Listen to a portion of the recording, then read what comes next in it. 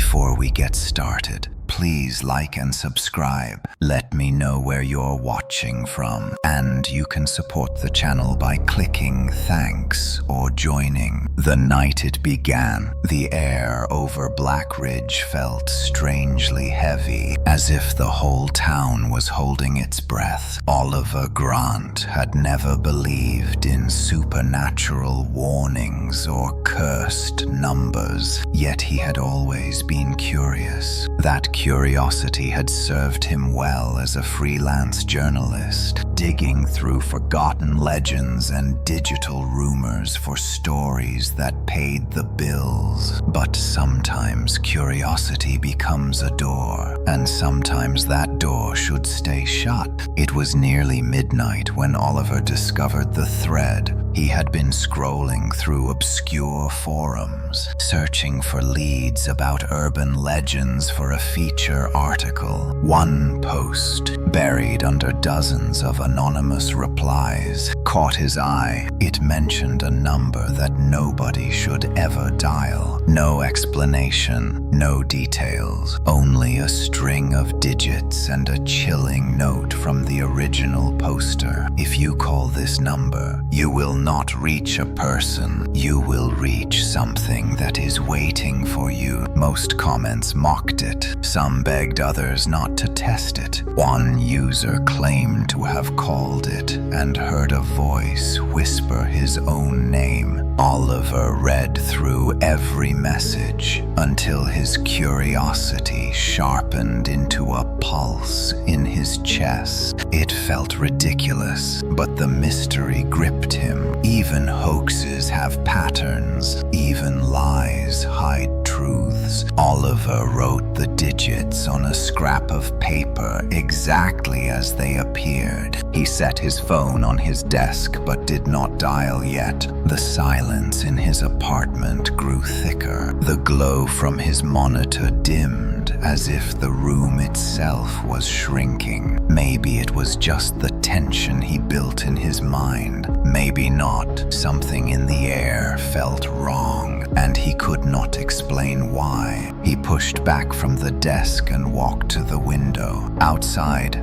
the street was empty. The lamppost across the road flickered weakly. Leaves scraped across the pavement, but no wind moved them. The strange stillness fed his unease, yet the urge to uncover the truth remained. He had chased mysteries before, but never one that made his skin crawl before he even began. Oliver returned to his desk and stared at the digits. He knew he should ignore them, but ignoring danger never made a good story. He exhaled slowly and picked up his phone. Before dialing, he searched the number online to double-check. No matches, no records. It existed in the digital void. He sat down, heart thumping. His thumb hovered over the call icon. For a moment, he felt a cold sensation on his neck, like a breath that was not his own. He shook it off and hit call. The phone rang only once. Then the ringing stopped abruptly, replaced by silence. But it was not normal silence. It felt active, like something on the other end was listening. Oliver opened his mouth to speak, but before he said a word, a faint sound emerged. A slow inhale, then a whisper. "Hello, Oliver." His entire body tensed. The voice was fragile and hollow, as if spoken from a place with no air. He swallowed. His number was not registered anywhere with his name.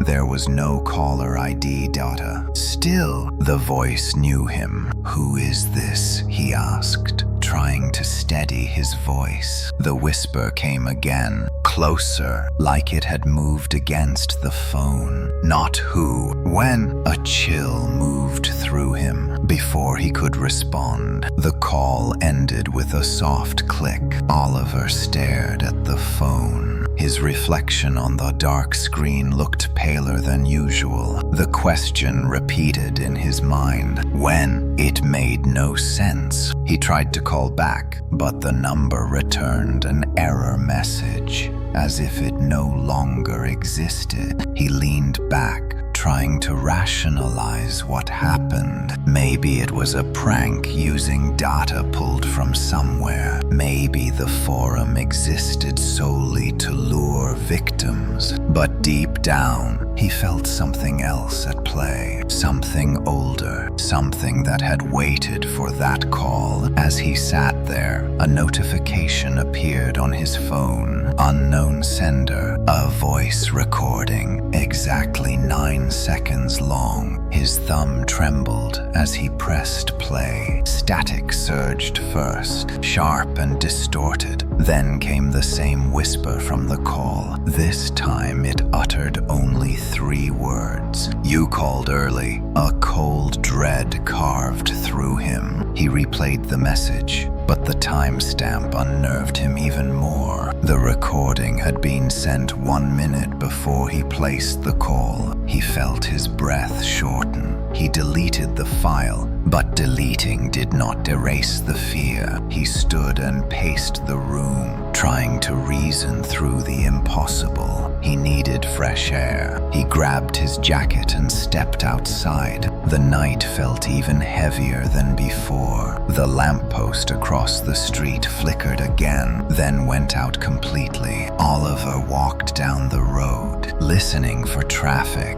voices, anything, but the world felt abandoned. His footsteps echoed too loudly, as if the darkness were amplifying them. He reached the corner store, hoping to distract himself. The lights inside were on, but no one stood behind the counter. He called out, but no reply came. He stepped inside and felt a pressure on his ears, like a change in altitude. The silence pressed against him again. Then his phone buzzed. A new message. Same unknown sender. This one was text. "Turn around." Oliver froze. His pulse hammered in his throat. He hesitated, knowing nothing good waited behind him. But the dread of not knowing was worse. He turned. At first, he saw only the empty store and the rows of shelves. Then he noticed something near the entrance. A figure. Tall, motionless, more shadow than human. Its outline wavered, as if struggling to stay in this world. Oliver stepped back. The figure tilted its head in slow, unnatural movement. He wanted to run, but his legs felt anchored. The figure lifted a hand, though it looked more like an elongated blur than fingers. It pointed directly at him. His phone rang. He lifted it slowly. The screen displayed the same forbidden number he had dialed earlier. His heartbeat thudded painfully. Against all reason, he answered. The whisper returned, but now it carried shape, weight, and hunger. "I am coming to correct the call." The line went dead. The shadow moved, and Oliver realized something terrible. He had not found a story. He had invited one. Oliver ran from the store without looking back. The night outside felt colder, sharper, as if the air itself recoiled from him. His breath fogged the darkness while his heartbeat pounded like something frantic trying to break free from his chest. The streets of Blackridge had always been quiet at night, but now they felt abandoned in a way that resembled a forgotten world rather than a sleeping town. Every shadow looked deeper. Every corner looked like a mouth waiting to open. He reached his apartment building in less than 3 minutes, although it normally took 10 oil. Panic bent time in strange ways. His fingers trembled as he unlocked the door and slammed it shut behind him. He leaned against it, chest heaving. The silence inside no longer felt like safety. The walls seemed to pulse with a faint vibration, as if something unseen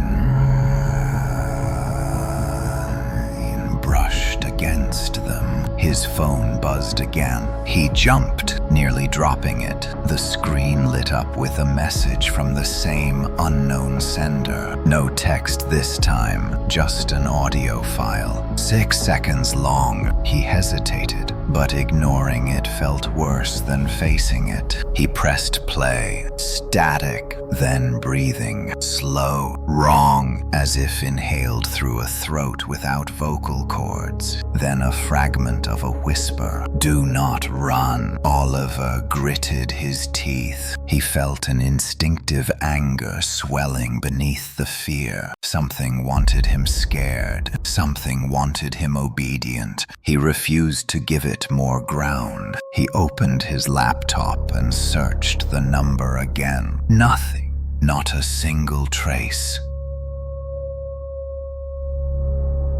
He expanded the search to underground forums, digital archives, encrypted boards. After 30 minutes, he found a single cryptic reference in a hidden database used for cataloging anomalous phenomenon. The page was corrupted except for one fragment of text. Contact event temporal breach response. Unpredictable. The phrase temporal breach sent a chill through him. He thought back to the whisper during the call. Not who, when, and the message that arrived before he placed the call. He tried to piece it together logically, but logic fractured under the weight of the impossible. He kept digging, buried in an archived thread from 15 years prior. He uncovered something promising, a discussion about a similar phone number. Users described strange calls, whispers, events that made no rational sense. Most of the accounts ended abruptly, the posters never replying again. Only one user left a final message before disappearing. It does not call from a place, it calls from a time. Oliver leaned back in his chair, staring at the words. The idea that he had contacted something outside of time clawed at his thoughts. If the call did not come from a person but from a moment that should not exist, then what had answered him was not alive in any human sense.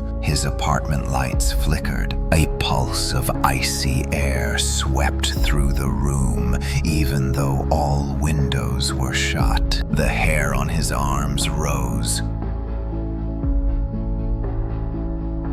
He turned slowly, sensing something behind him. Nothing, but the feeling lingered, like a hand hovering over his shoulder without touching. Then his phone rang. He froze. Same number. He knew he should not answer. Every rational instinct screamed at him to let it ring, but he also knew that ignoring it would not stop it. He pressed accept. This time there was no silence. The whisper came immediately, closer than before, almost inside his ear. You invited me. You sought me. You called before the hour. Oliver forced strength into his voice. What are you? The whisper responded with something that sounded like amusement folded inside anguish. I am the correction. He did not understand. Correction for what? Your future. The line crackled. For a moment, he heard something else in the background. Not breathing, not static, something rhythmic, something like footsteps pacing across an empty floor in a distant room. Why me? He asked. The whisper shifted tone, almost tender yet monstrous in its softness. Because you listened when others feared. Because you dialed the number meant only for those who do not belong to their time. Oliver gripped the phone tighter. I belong to my time.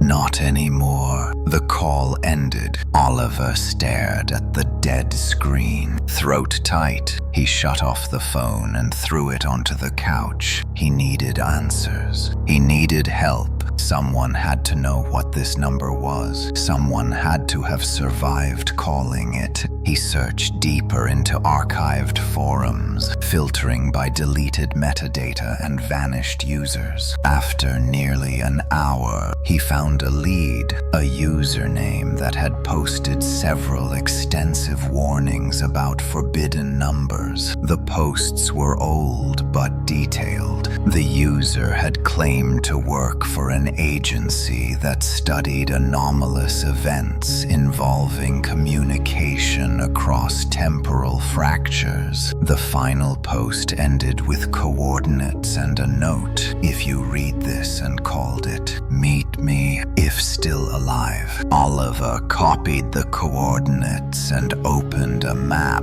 They pointed to an abandoned service station outside Blackridge, deep in the wooded outskirts of town. He hesitated, but staying here felt like waiting for something to reach him. He grabbed his jacket, keys, and a portable recorder. If this was a story, he would document it. If it was his final mistake, someone might find his notes. The drive would take 20 minutes. As he stepped into the hallway, he noticed something disturbing. The light at the far end flickered steadily, but with a pattern almost like a pulse. He walked quickly, refusing to look at the stretching shadows beneath each doorway. Outside, the air felt unnaturally still. No insects, no wind. The moon hung low, wider than usual, tinted with a faint reddish haze. He unlocked his car and slid inside. When he turned the key, the radio activated automatically. Static,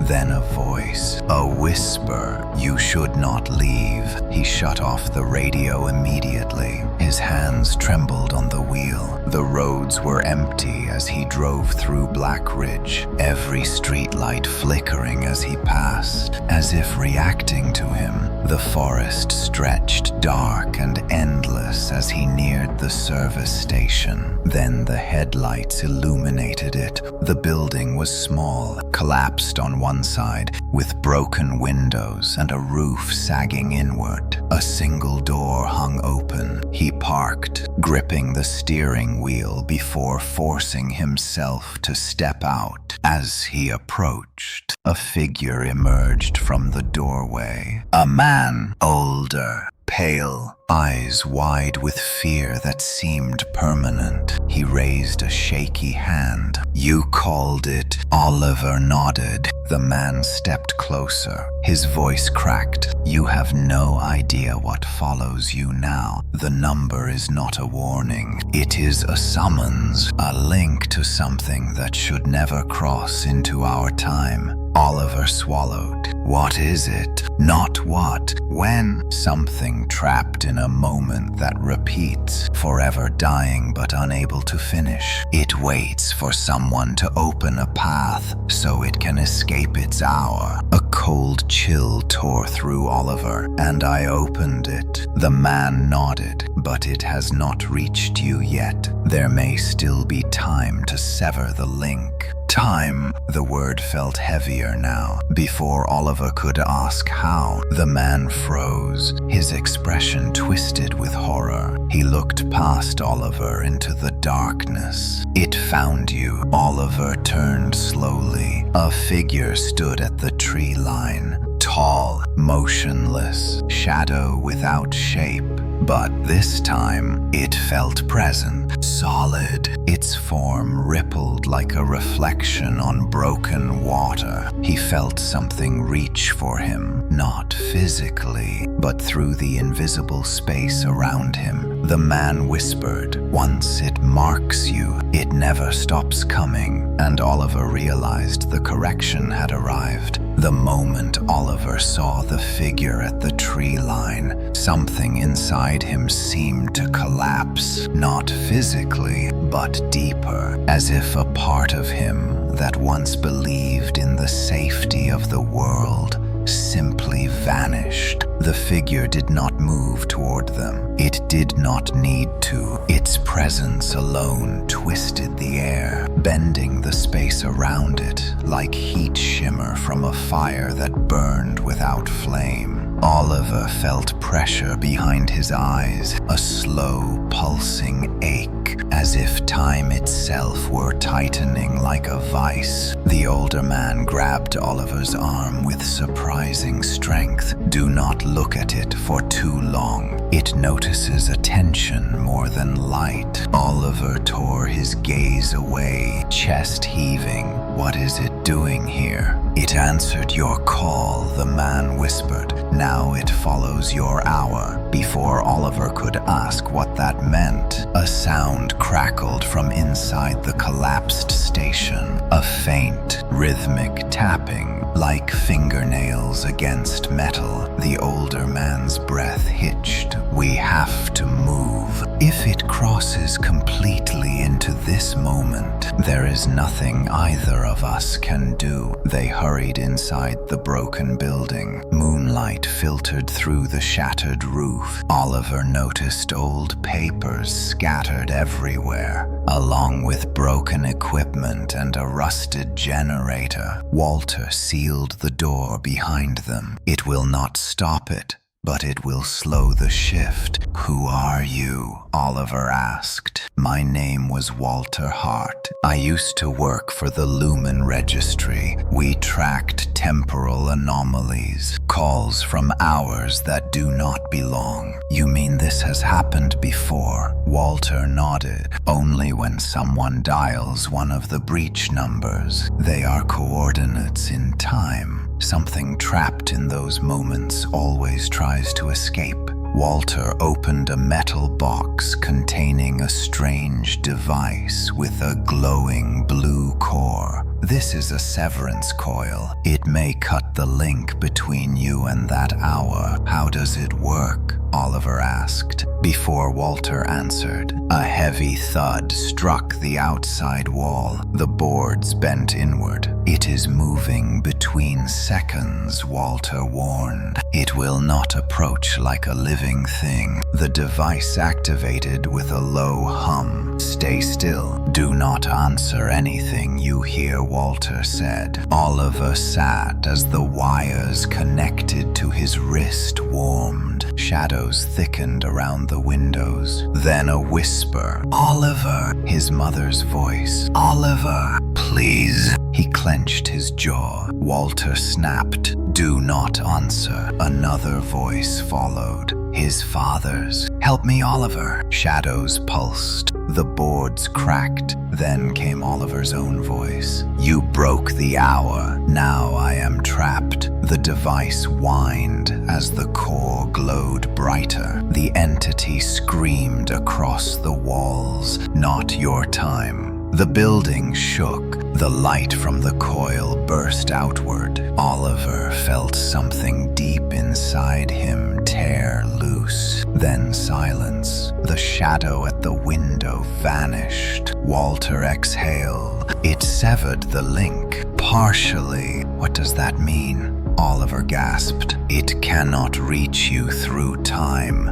Walter hesitated, "But now it will try to reach you in person." The air chilled instantly. Something outside had heard. The cold outside the ruined station felt different now. It was not the natural chill of a forest at night, but something sharper, like the air had thinned and every breath carried a warning. Oliver stood trembling while Walter steadied him. The severance coil still smoked faintly on the ground, its blue glow extinguished. Whatever it had broken inside Oliver had left him hollow and electrified at the same time. He could not shake the sensation that something inside him was listening, waiting, watching the darkness gather beyond the broken windows. Walter gripped Oliver's shoulder. "We cannot stay here. Once the entity crosses fully into the present, it will not need shadows or moments to hide inside." Oliver swallowed hard. "Where do we go?" "Somewhere with grounding points," Walter answered.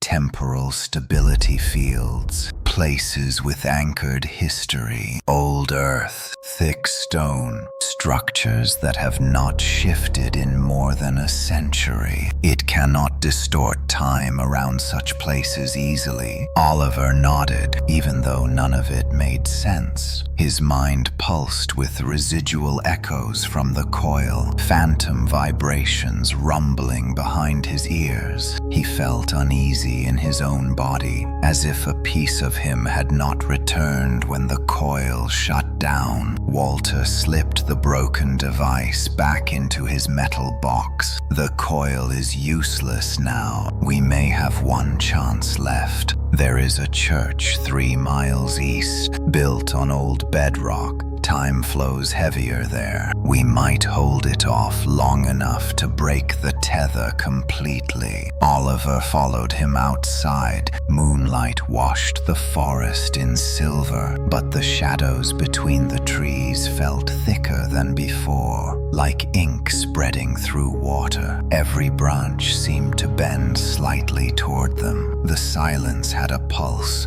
a rhythm that matched nothing natural. As they reached the car, Oliver hesitated. The windshield reflected their shapes, but something else moved behind them. A faint distortion, a ripple, a third outline standing too close. He spun around, but nothing was there. Walter yanked open the passenger door. "Do not look for it. It is never where you look, only where you fear." They got in the car. Oliver started the engine. The radio turned on by itself. Static, then a whisper. "You left before I arrived." Oliver's grip tightened on the wheel. The whisper slithered through the speakers like a thread of ice. "But you cannot flee your hour." Walter grabbed the radio knob and shut it off with shaking hands. "Drive now." Oliver sped onto the forest road. The trees flanked them like dark pillars stretching endlessly upward.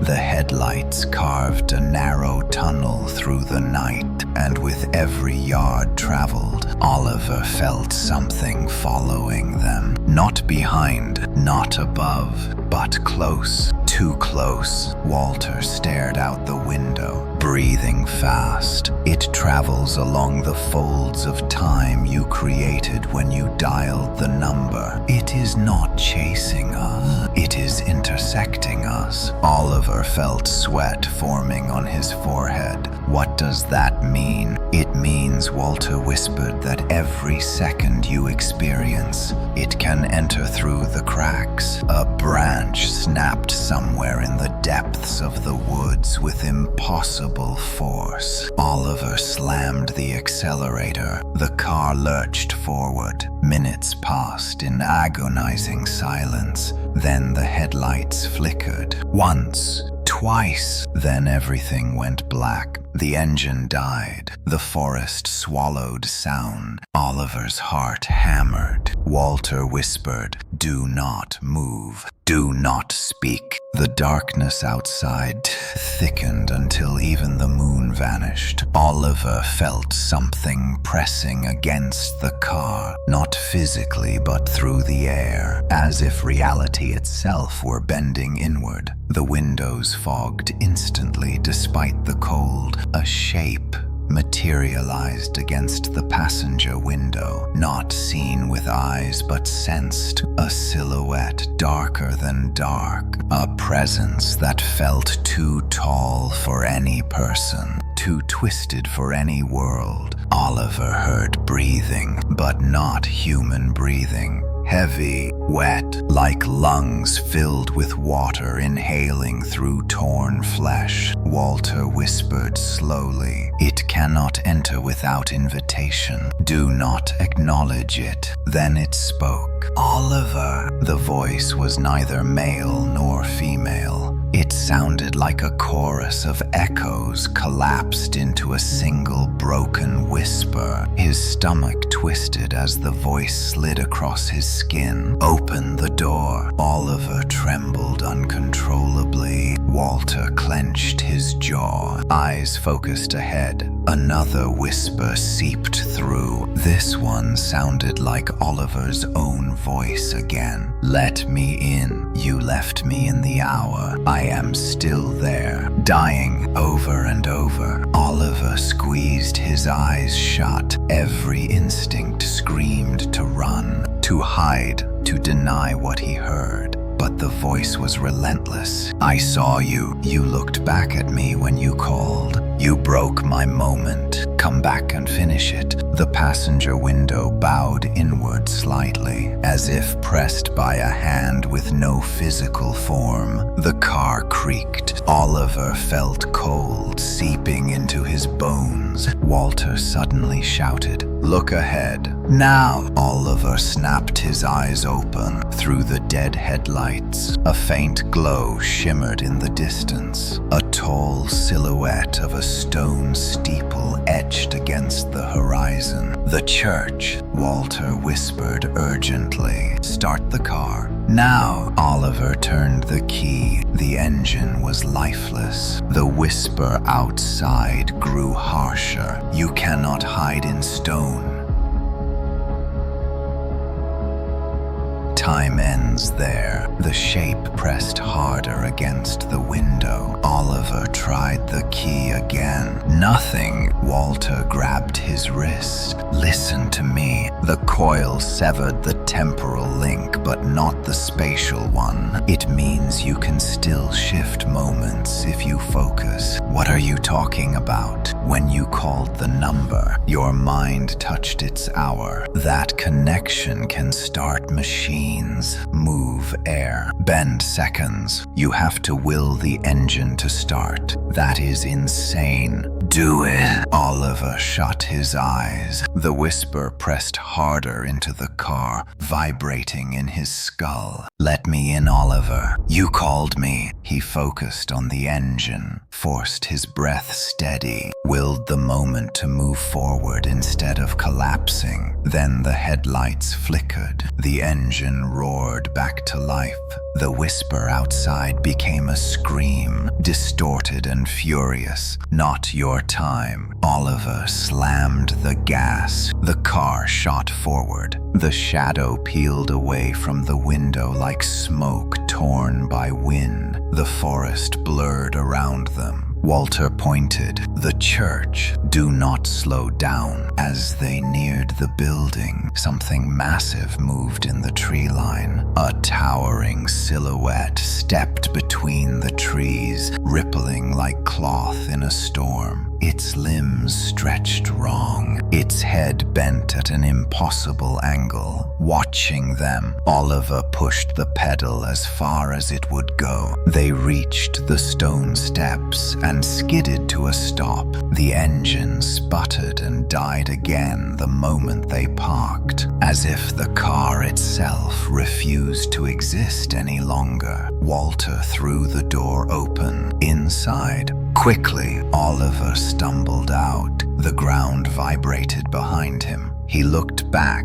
The entity stood at the edge of the churchyard. This time, fully formed, tall, hollow, with a shifting face of layered shadows collapsing inward. It lifted its head slowly, the movement unnatural and broken. Walter pulled Oliver up the steps. "It cannot cross consecrated stone." "Not easily." Oliver stared at the creature as its form rippled against the boundary of the churchyard like a flame hitting glass. Its whisper slithered across the air. "You cannot run to the past. I will pull you into my hour." And Oliver understood something terrible. It was not simply chasing him, it was trying to bring him back. The heavy wooden doors of the church creaked shut behind Oliver and Walter, sealing them inside with a deep echo that rolled through the ancient stone hall. The air was colder here, but the cold felt different, not predatory like the forest, not invasive like the presence outside. This cold felt still, rooted,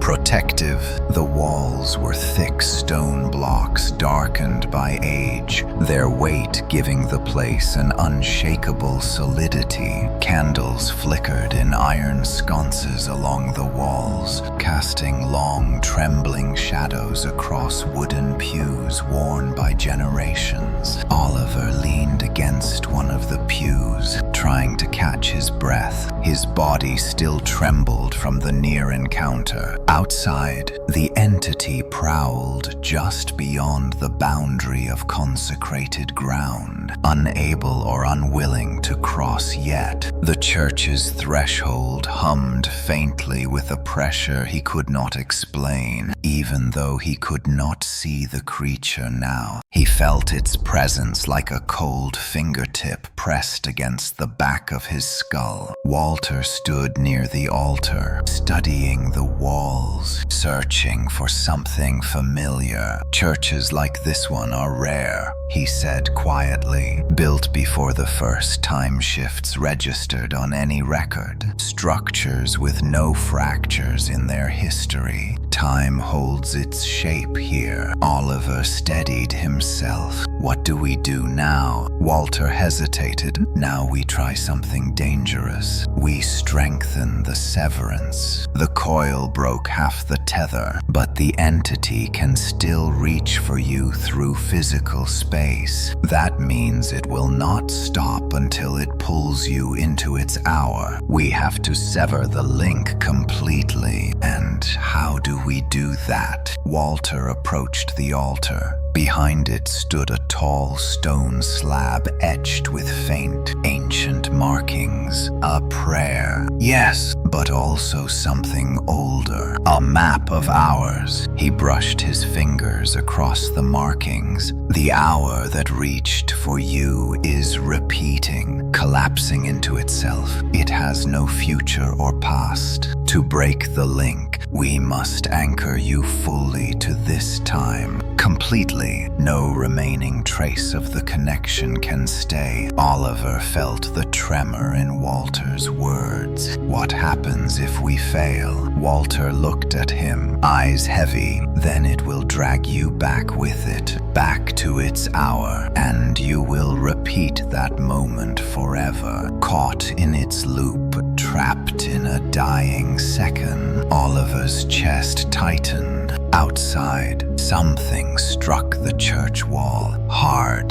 The stone vibrated slightly. The candles flickered. Something was testing the boundary. Walter grabbed Oliver's arm. We do not have much time. Sit here. Do not flinch, no matter what you see. Oliver sat on the cold stone floor before the altar. Walter placed both hands on his shoulders and closed his eyes. The church air thickened, like the world was inhaling. Oliver felt warmth spreading from Walter's palms. Not physical warmth, but something deeper, like a memory of being safe. The light from the candles bent slightly toward them. Walter began speaking, not quite a prayer, not quite a chant. The words carried weight, as if each syllable pressed into the air like a stone. Oliver felt something deep within him shift, a resonance aligning somewhere in his bones. Then the temperature dropped,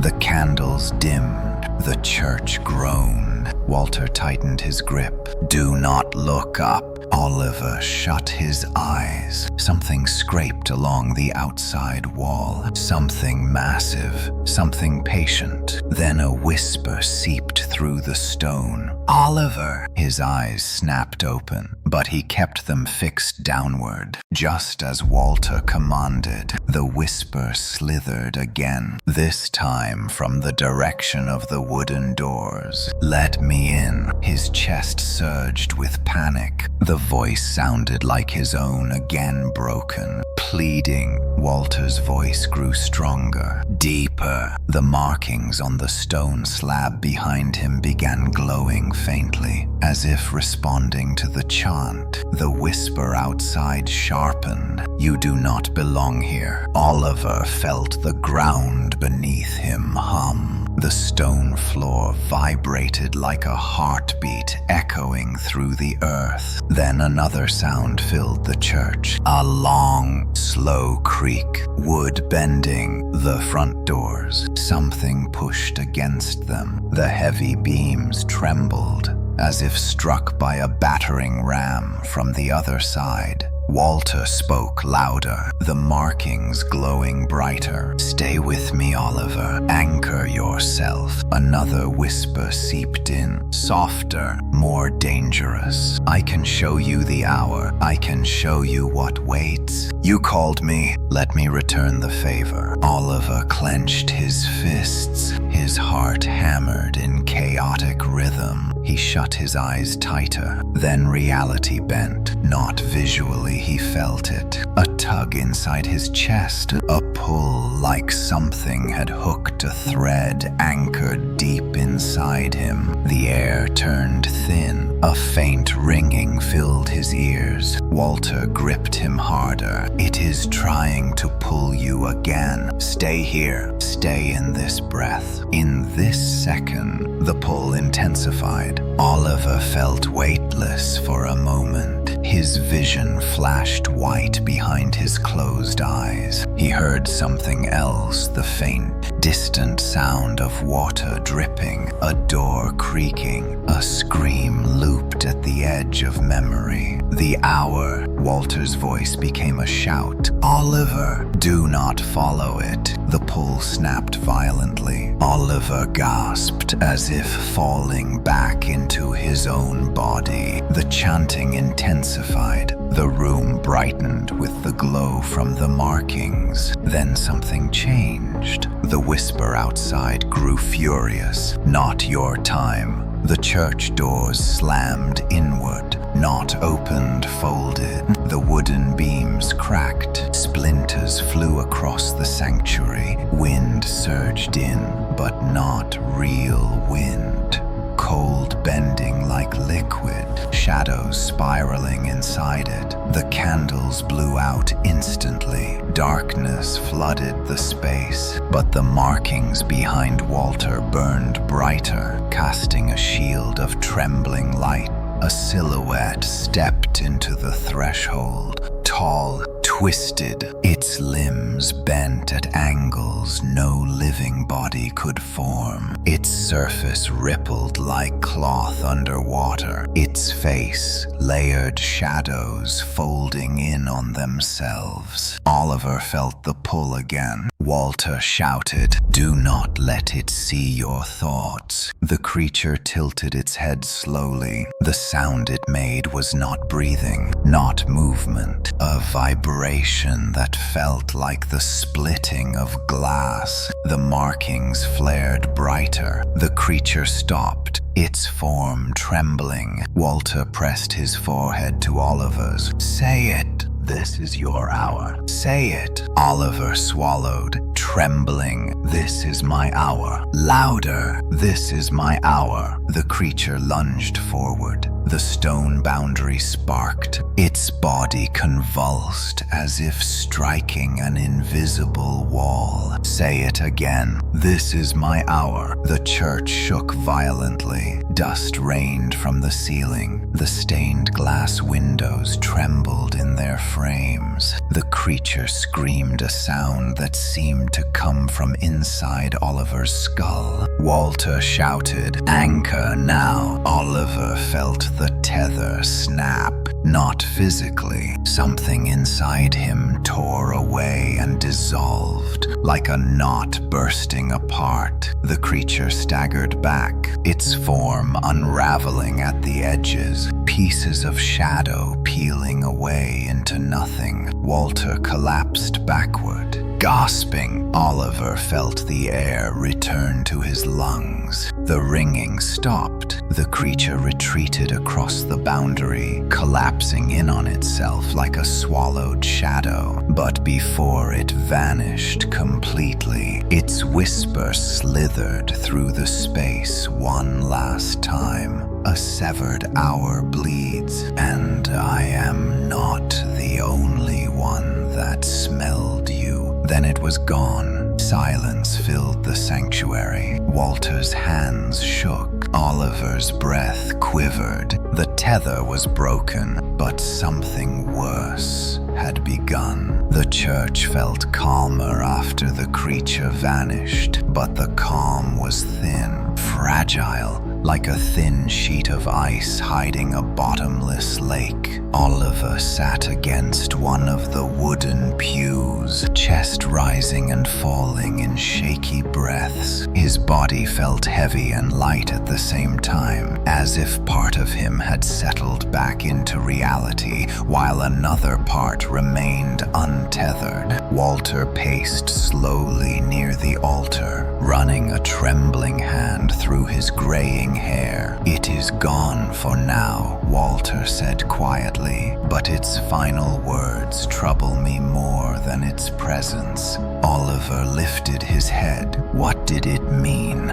"Not the only one that smelled you." Walter's jaw tightened. "Severing the tether does not erase your imprint. When you crossed into its hour, even for a second, you left a trace, a scent, a fracture. Other things that drift through those collapsing hours can follow it. Some of them might already be close." Oliver felt a chill crawl down his spine. His voice cracked slightly. "How many things are we talking about?" Walter exhaled. "Nobody knows. Time fractures are not like anything we understand. They are not places. They are moments that should not exist but do. Things inside them are not bound by the rules of life or shape. And you touched one. That connection cannot be undone." For a long moment, neither spoke. The candles wavered again, though no wind touched them. Oliver noticed the shadows along the far wall twitch slightly, shifting in ways that did not match the flame's movement. Walter saw it too. He stepped closer to Oliver. "We cannot stay here long. The church buys us time, but not safety. We need to reach a sanctuary of records, a place where old hour maps were kept." Oliver frowned. "Where?" "There is an archive beneath the town's oldest cemetery," Walter replied. "It was built by the first watchers who studied temporal breaches long before the Lumen Registry existed. They may have left instructions or warnings, something that tells us what else might come for you." Oliver hesitated. The thought of leaving the church felt wrong, like stepping out of the only patch of solid ground in a world turning to water. But he trusted Walter, and staying here would not keep the danger away. Walter walked toward the back of the sanctuary, grabbing a lantern and lighting it. Its warm glow cut through the shadows slightly. "Follow me." We take the southern hall exit. The front entrance is compromised. Oliver followed him through a narrow stone hallway. lined with cracked paintings of saints. Their eyes seemed to follow him. The old wooden floor creaked under each step. Something echoed faintly in the distance, like breathing in an empty room. The exit door opened to a narrow footpath behind the church. The forest loomed only a few yards away. Oliver felt the shift instantly. The air outside was hostile again, heavy, warped. The sky was darker, with clouds forming shapes that looked almost like faces before dissolving into shadow. Walter motioned for him to stay close. If anything changes in the air, tell me immediately. Oliver nodded. The lantern cast a small circle of light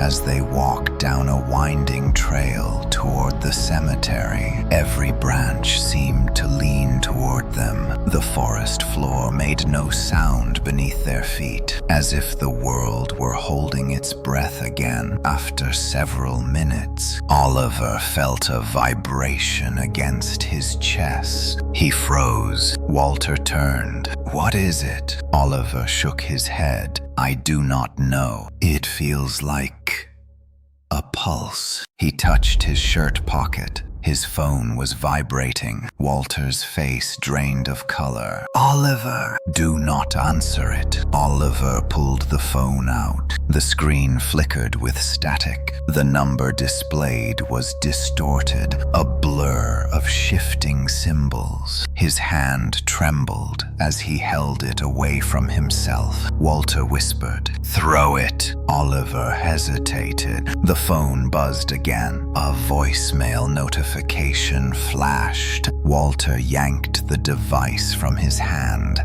and hurled it into the darkness. It vanished into the trees with a faint rustle. Oliver swallowed hard. Why is it still calling if the tether is broken? Because, Walter said grimly, the tether was between you and that entity, but the number itself is still searching. The hour is still reaching for anything it can pull back. Oliver felt nauseous. They kept walking. The cemetery appeared through the trees, its old headstones rising like crooked teeth from the ground. Fog drifted between them. The wrought iron gate creaked as Walter pushed it open. "Stay close," he whispered. Oliver nodded. The cemetery felt wrong immediately, not because of death. Oliver had been to cemeteries before. This felt different, like the ground underneath the gravestones held secrets beyond the people buried there. Walter led him to a large, cracked mausoleum at the center of the grounds. Its stone door bore strange markings, similar to the ones in the church, but older. "Deeper," here Walter whispered. "The archive is beneath this place." He pushed on the door. It resisted at first, then groaned open. A cold draft swept from within. Oliver stepped inside. The interior held only a stone floor and a single iron ring embedded in it. Walter knelt and pulled the ring. A trapdoor lifted, revealing a staircase descending into darkness. Oliver exhaled shakily. Of course, an underground archive in a cemetery. Why not? Walter offered a faint, tired smile. It was built to be hidden. They descended the narrow stairs. Walter's lantern illuminated a long, vaulted chamber lined with shelves of old scrolls, crumbling books, and metal tablets etched with unfamiliar symbols. The air smelled of dust and age. Walter whispered, "We need to find the hour charts. They describe the types of fractures and what moves inside them." Oliver scanned the shelves. His eyes landed on a metal tablet covered in spiraling symbols that hurt to look at directly. He felt something stir in his mind, a recognition that made no sense. Walter saw his reaction. Do not touch anything that responds to you. Choose only what feels quiet. Oliver tore his gaze away and moved deeper into the archive. Suddenly, the lantern flickered. Walter froze. Oliver felt the air change a subtle bend, like gravity shifting sideways. Then a sound came from above. The trapdoor slammed shut. Oliver's breath caught. Walter raised the lantern, eyes widening. Something is here, Walter whispered. Oliver felt it too. A low creaking, then a dragging sound. Something moving across the stone floor of the mausoleum above them. Oliver whispered, "Is it the same one?" Walter shook his head slowly. "No, this one is different." A shape appeared at the top of the stairs. Not tall, not twisted, something smaller, crawling. Its silhouette rippled in the lantern light. Walter whispered urgently, "Back!"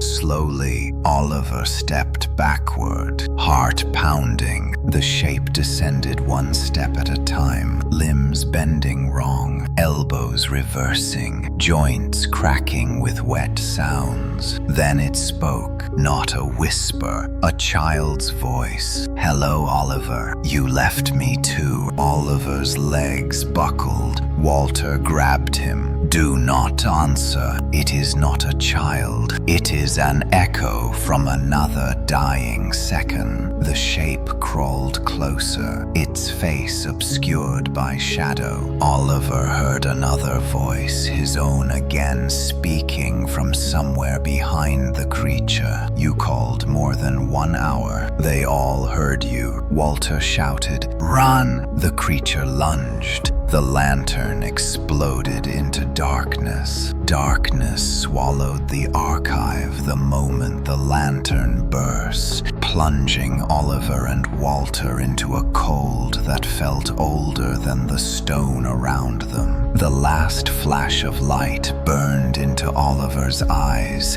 just enough to imprint the crawling figure rushing toward them, limbs bending backward in impossible arcs, its face still hidden behind a curtain of shadow. But once the light vanished, the creature seemed to dissolve into the black. Its presence felt only through the scraping of fingers against stone and the faint wet crack of joints shifting. Walter grabbed Oliver's arm. "Move now." They ran blindly through the archive, their footsteps echoing through the cavernous corridors. Scrolls rattled on shelves as if disturbed by a wind that had no source. Something crawled across the far wall, its movement impossibly fast. Oliver felt its eyes, though he doubted it had any. Walter hissed, "Left turn here." Oliver followed the sound of Walter's voice more than the direction. The path twisted like a maze carved by hands that never knew symmetry. A faint glow rose ahead, flickering like the last breath of a dying match. Oliver sprinted toward it, but the creature spoke again. "Hello, Oliver." Its voice was sharper now, layered, as though several mouths spoke in unison. It echoed through the chamber, bouncing off every surface. "You left me too." Oliver stumbled. Walter shoved him forward. "Do not listen." The glow ahead came from a single candle sitting on a stone pedestal. Its small circle of light pushed back the shadows, but only barely. Walter snatched the candle and held it high. Oliver froze. The creature stood just beyond the light's reach, its small body crouched low, arms long enough to drag along the floor. Its skin, or what seemed like skin, shifted like a trapped memory trying to escape. Its head tilted slowly, revealing a face shaped like a child's. but wrong in every possible way. Hollow sockets stretched too wide, a mouth drawn into a silent scream. It took a step forward. Walter shouted, "Stay back!" The creature recoiled slightly, but only for a heartbeat. Then its mouth stretched open, wider than any human jaw could allow. A sound spilled out, not a scream, not a whisper, but a fractured echo of 100 voices collapsing into one. "You called us." Oliver's stomach twisted. Walter reached into his coat and pulled out a thin metal rod engraved with old markings. He drove its tip into the stone floor. A circle of faint blue light spread outward. The creature shrieked as the light touched it. Its body warped like melting wax, limbs twisting harder, skin rippling as though burning from the inside. But it did not retreat entirely. It kept clawing at the edge of the circle. Walter yelled, "Oliver, help me stabilize it." "Put your hand here." Oliver pressed his palm against the rod. The blue circle brightened slightly, pushing the creature back another inch. His hand burned, but he kept pressure on the rod. "What is this thing?" he gasped. "An echo, Walter panted. "A remnant of a moment that died but never finished. Your call woke it. Your scent brought it here." The creature slammed its body against the boundary again. The circle flickered. Walter strained to hold it steady, veins tightening in his neck. Oliver asked through clenched teeth, "Can it be stopped?" "Only if it loses your trail." Walter growled, "Keep your hand steady." The creature suddenly lurched forward with a speed that shattered logic. It hit the boundary so hard the stone beneath Oliver cracked. The light faltered. The rod burned hot under his hand. Walter shouted, "Do not let go." Pain shot up Oliver's arm. The creature's face pressed against the flickering barrier. Hollow eyes locked onto his. "I see you." Its voice dug into his skull like a splinter. Images flashed behind his eyes, moments that weren't his, places he had never seen. A corridor filled with dripping water, a room where the air rotted, a clock stuck at the same second forever. "It's our," Oliver screamed and nearly fell back. But the moment he loosened pressure, the boundary dimmed dangerously. Walter roared, "Oliver, focus. Stay in this second. Repeat it in your mind." Oliver fought through the pain, grounded himself in the present. "This is my hour." The boundary strengthened. The creature reeled, screeching. Its limbs twisted violently, as though time itself rejected its form. Walter seized the opening. He twisted the rod sharply. The blue light pulsed, then surged outward in a wave. The creature was thrown backward, its body slamming into a wall hard enough to leave a smear of shadow. It shrieked again, a sound like metal tearing. Then it dissolved into the darkness. Walter collapsed to his knees. Gasping, Oliver fell beside him, chest aching. "Is it gone?" Oliver whispered. "For now," Walter said between breaths. "But echoes are never far from their hour. If one found us, others can too." Oliver wiped cold sweat from his brow. His pulse was still hammering. "What do we do now?" Walter steadied himself against a stone pillar and rose. "We find the hour maps before anything else reaches us." They moved deeper into the archive, guided only by the dim candlelight. Oliver felt the weight of the underground pressing down on him. The silence was suffocating. Finally, Walter stopped in front of a tall iron cabinet carved with swirling patterns. He searched through the shelves and pulled out a thick leather-bound tome. Dust showered the air. Here, the original chart. It describes the fractures, the collapsing loops, the kinds of entities that live in those hours. Oliver swallowed, and how to stop them. Walter hesitated. Not stop, avoid. Oliver's stomach dropped. Walter opened the book. Strange diagrams filled the pages, circles within circles, fracturing spirals, timelines intersecting like tangled threads. Beside one drawing, inked in faded red, was a symbol Oliver recognized. The number. Walter traced it. This is the hour you reached. This is the moment that answered your call. Oliver leaned closer. What is written next to it? Walter read slowly. The hour that feeds on future breath. The moment that hunts the one who touches its name. Oliver felt a shiver crawl through him. And the others. Walter flipped the page. There were 7 more symbols. Each one different. Each one worse. He whispered, Oliver,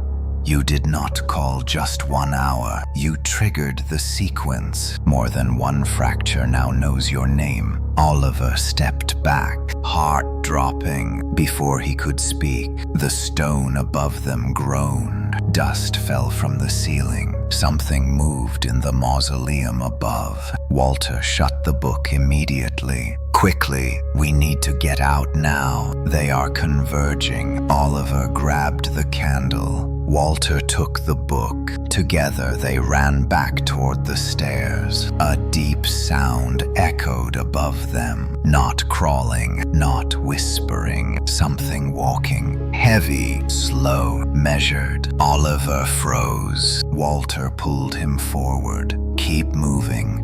Do not stop. Oliver's breath shook. Something enormous shifted overhead. Each footstep rattled the stone. Whatever waited for them now was not an echo, not a child, not a voice. Something older, something patient, something that had been waiting far longer than the hour he called. Walter whispered, Oliver, whatever that is, it did not come because you called it. Oliver's blood ran cold. Then why is it here? Walter answered with a voice barely audible. Because breaking your tether freed it. The sound above the archive deepened into a slow, resonant thud, each impact sending a small cascade of dust drifting from the vaulted ceiling. Oliver felt every bone in his body respond to it, as if something enormous were testing the limits of the stone that separated them. Walter's grip tightened around the ancient tome he carried. His face was drained of color, but his eyes were sharp. We move now, Walter whispered. Whatever is up there is not bound by the same rules as the echoes, and if it finds the stairway before we get out. He did not finish the sentence. He did not need to. Oliver nodded and followed him down the corridor, their footsteps soft but urgent. The flickering candle cast trembling shadows across the archive walls. The rows of shelves seemed to lean inward, as if listening, as if waiting. Walter moved carefully but quickly. His voice was barely audible as he explained. Entities that are freed from collapsed hours do not follow or hunt in the way echoes do. They expand through time. They seep through minutes and seconds like water through cracks. If it is above us, we are already late. Oliver felt his throat Titan, then how do we escape something that spreads through time? Walter's jaw clenched. By reaching a place time cannot bend, another sanctuary. No, something older, stronger. He motioned for Oliver to keep moving. The tunnel forked into two dark halls. Walter chose the left, guiding them into narrower, colder passageways. The walls were rough, carved by hand long before any modern tool existed. Strange symbols ran along the stone edges, partially eroded with age. Oliver brushed his fingers across one as they passed. It pulsed faintly beneath his touch like a heartbeat. Walter pulled him back sharply. Do not touch the hours. They remember who moves through them. Oliver's pulse quickened. The darkness ahead felt thinner, stretched. Something in the air vibrated with a low hum. The candle flickered so violently that wax spilled over Oliver's fingers. Walter exhaled shakily. It knows we are below. The sound above shifted. The slow, heavy footfalls stopped. A silence thicker than stone settled over them. Oliver felt pressure inside his ears, as if the world had inhaled and refused to breathe out. Then something scraped across the mausoleum floor, a distant dragging, slow, intentional. It is listening, Walter whispered. It can sense movement through fractured air. Stay close. They moved again, soft-footed. Oliver looked up instinctively, imagining the creature pressing its head against the trapdoor above, listening for them through layers of stone. The dragging sound grew louder. Oliver whispered, "Walter, it is coming down." Walter shook his head sharply. "No, it cannot descend through physical means. It is bending the hour around the mausoleum, pulling moments toward itself. It will try to reach us through a fold." Oliver stiffened. "A fold like a rip." "Yes, and if it opens one in here." A sudden gust of wind roared down the corridor, blowing out the candle entirely. Oliver stumbled back into darkness. Walter grabbed his arm. "Do not move." Then Oliver heard it, not through ears, but inside his mind, a low voice. Deep enough to sound like the earth itself vibrating. "Oliver!" He froze. The voice echoed not from one direction, but from every inch of the dark. It felt old, ancient, patient, not like the whispering creature that hunted him before. This entity had no need to lure or plead. It already knew its strength. Walter whispered urgently, "Do not respond. It is not calling to hear you. It is calling to locate you." But Oliver felt the voice sliding around him, wrapping his senses. "I smell your breath. I smell the second you broke." Oliver pressed his hands to his ears, even though he knew the sound was inside him. Walter pulled him forward. "Move. We are almost there." They rushed blindly through the corridor. Their footsteps slapped the stone louder than before. Shadows shifted unnaturally, stretching along the ceiling. Then the floor vibrated. Walter hissed, "It is folding the hour. Run!" Oliver sprinted. Something behind them cracked through the dark. Air rippled violently like heat in a desert. A noise followed like someone tearing a heavy curtain. A fold. Oliver dared a glance behind him. Reality itself split open. Not fully, a thin vertical tear hovered a few feet above the ground, edges glowing faintly red, like the seam of a wound that had not healed. Beyond it, he saw flickering images, rooms collapsing, corridors stretching, moments looping endlessly, a shifting chaos of seconds that did not belong in this world. The fold widened, a massive shadow shifted behind the tier, something enormous pressed against it from the other side, its shape undefined but monstrous. Each breath it took pushed the tier open another inch. Walter shouted, "It is trying to pull us into its hour move." Oliver ran faster than his legs had ever allowed. The corridor twisted sharply. Walter darted to the right, pulling Oliver with him. The air bent unnaturally as the fold snapped shut behind them with a thunderous crack. They skidded into a small chamber buried deep beneath the cemetery. Unlike the rest of the archive, this room had walls of smooth stone etched with hundreds of markings. The air felt heavy but stable. Walter slammed his palm against the wall. The symbols glowed faintly. "This is a root chamber," he said breathlessly. "Time anchors here. It cannot fold through this place." Oliver collapsed to his knees, gasping. He felt sweat chilling on his skin. The entity's voice echoed again, not inside the chamber, but in the back of Oliver's mind. "You run toward anchors, but anchors break." Walter knelt beside him. "Listen to me. That thing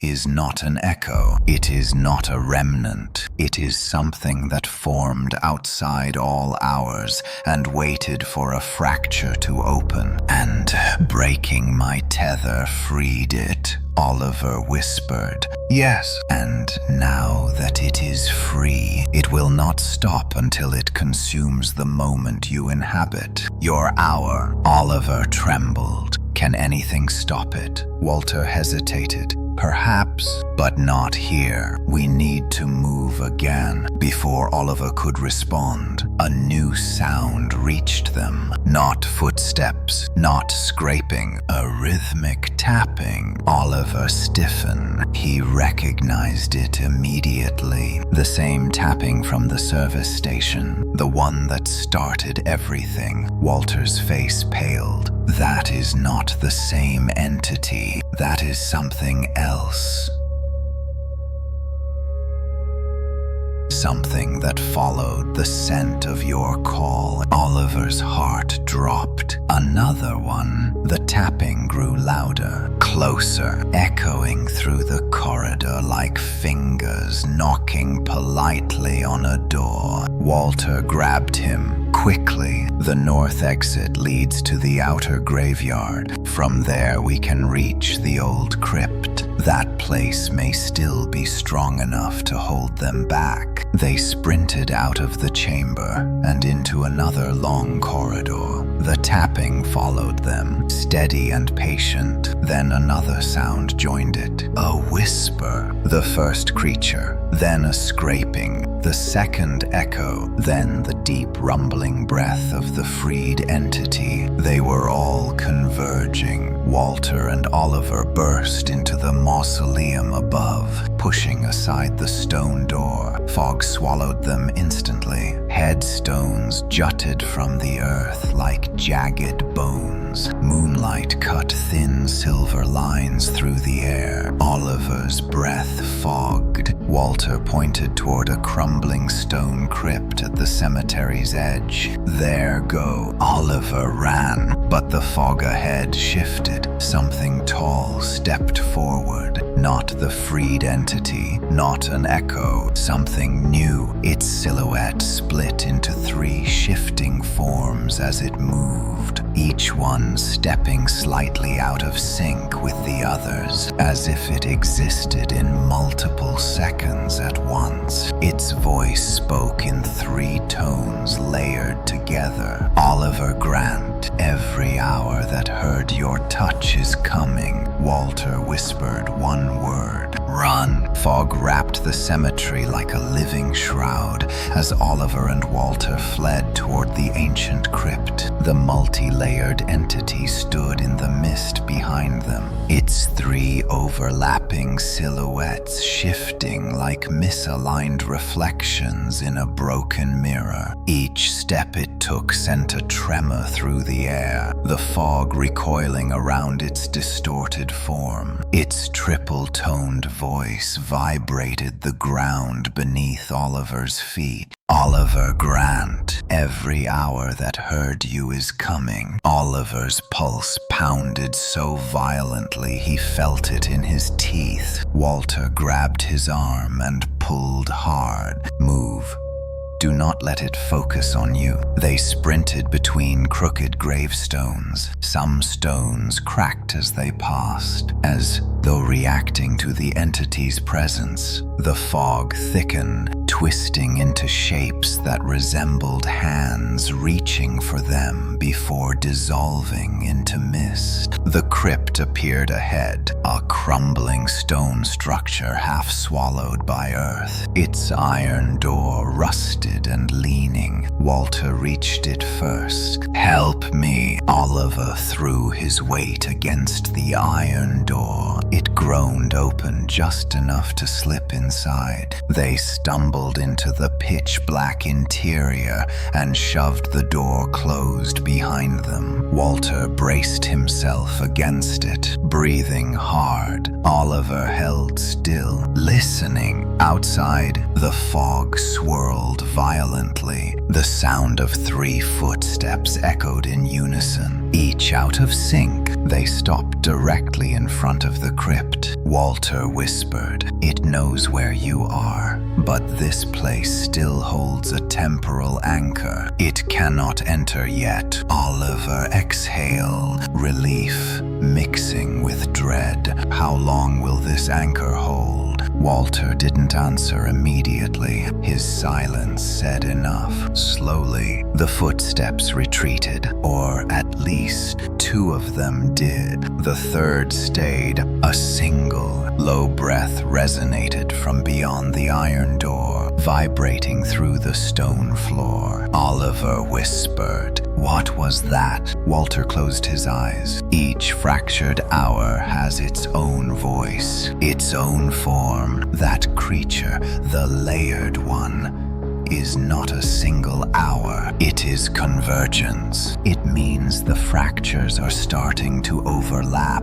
Oliver swallowed hard. So more are coming. All of them, Walter said quietly. Every hour that heard you dial, the iron door rattled suddenly. Oliver jumped back. Walter pulled him deeper into the crypt. "Come, we cannot stay at the entrance." They moved through the narrow stone corridor. The air inside the crypt was colder than outside. The silence was oppressive, broken only by their echoing footsteps. Flickers of dust drifted through the air. Oliver whispered, "What are we looking for?" Walter raised the candle stub that he'd managed to relight. Anything left by the first watchers. Instructions, warnings, something telling us how to cut your name from the hour sequence. Oliver's throat tightened, and if we cannot, Walter didn't answer. The corridor opened into a circular chamber. Ancient carvings spiraled along the walls, depicting figures kneeling before fractured shapes in the sky. In the center sat a stone pedestal holding a single metal sphere covered in deep etchings. Walter froze. The pulse node. Oliver frowned. "What does it do?" Walter approached cautiously. "It is a device that predates our understanding of time fractures. The early watchers used it to measure temporal pressure. If the pressure became too high, it meant multiple hours were pressing against the present moment. And right now," Oliver whispered,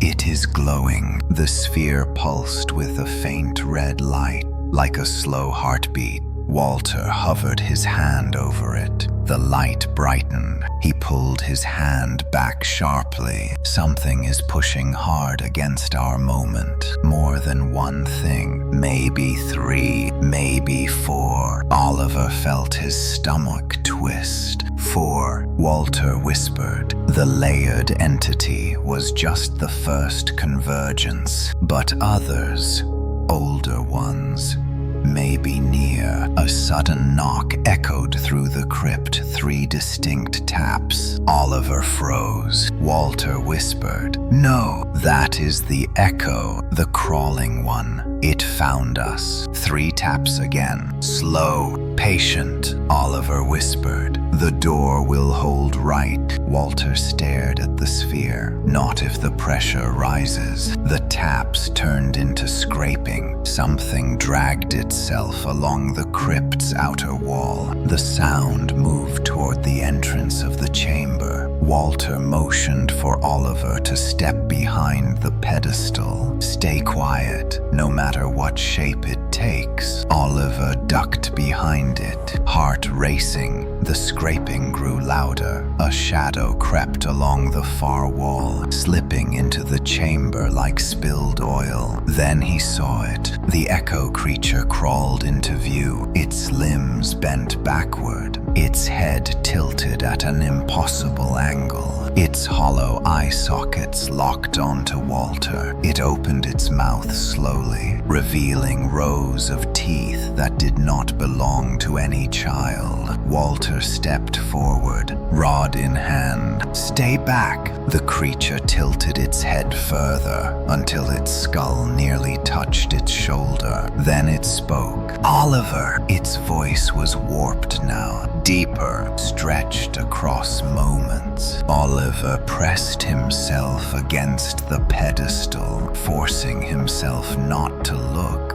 Walter raised the rod, striking the stone. A faint blue ring spread across the floor. The creature recoiled, but only slightly. "It is stronger than before," Oliver thought. The creature lunged. Walter thrust the rod forward, pushing the boundary's glow against it. The echo shrieked, body twisting violently, but it didn't retreat. It pushed back. Walter strained under the force. "This barrier will not hold long. Get the node." Oliver grabbed the metal sphere. It pulsed violently in his hands as if responding to him. Walter shouted, "Bring it here now." Oliver ran forward as the glow flickered. Walter slammed the rod down again. The creature screeched, cracking the floor beneath it. Walter grasped the node in both hands and slammed it onto the ground. The sphere crackled with energy, red light bursting outward in rings. Oliver stumbled back. The echo convulsed violently as the red light washed over it. Its limbs folded inward, its body collapsing into shadow. It shrieked as its form unraveled. Then it dissolved entirely, leaving only dark smears on the stone. Oliver gasped for air. "Is it gone?" Walter stared at the now dim sphere. The pulse node absorbed it. That should not have happened. Oliver felt a deep dread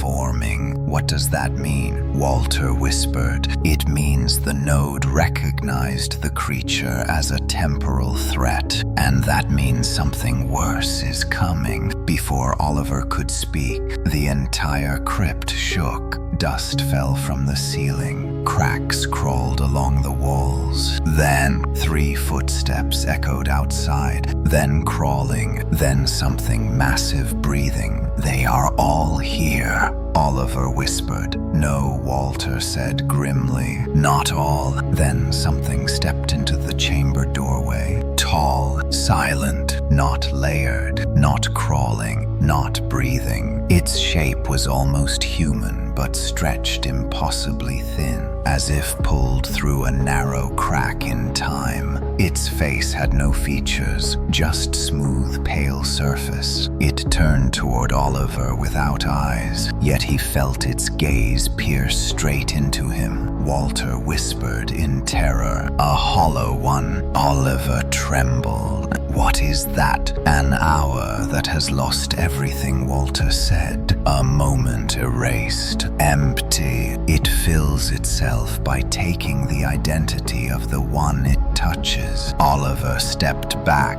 The hollow one stepped forward. The ground shook beneath each silent step.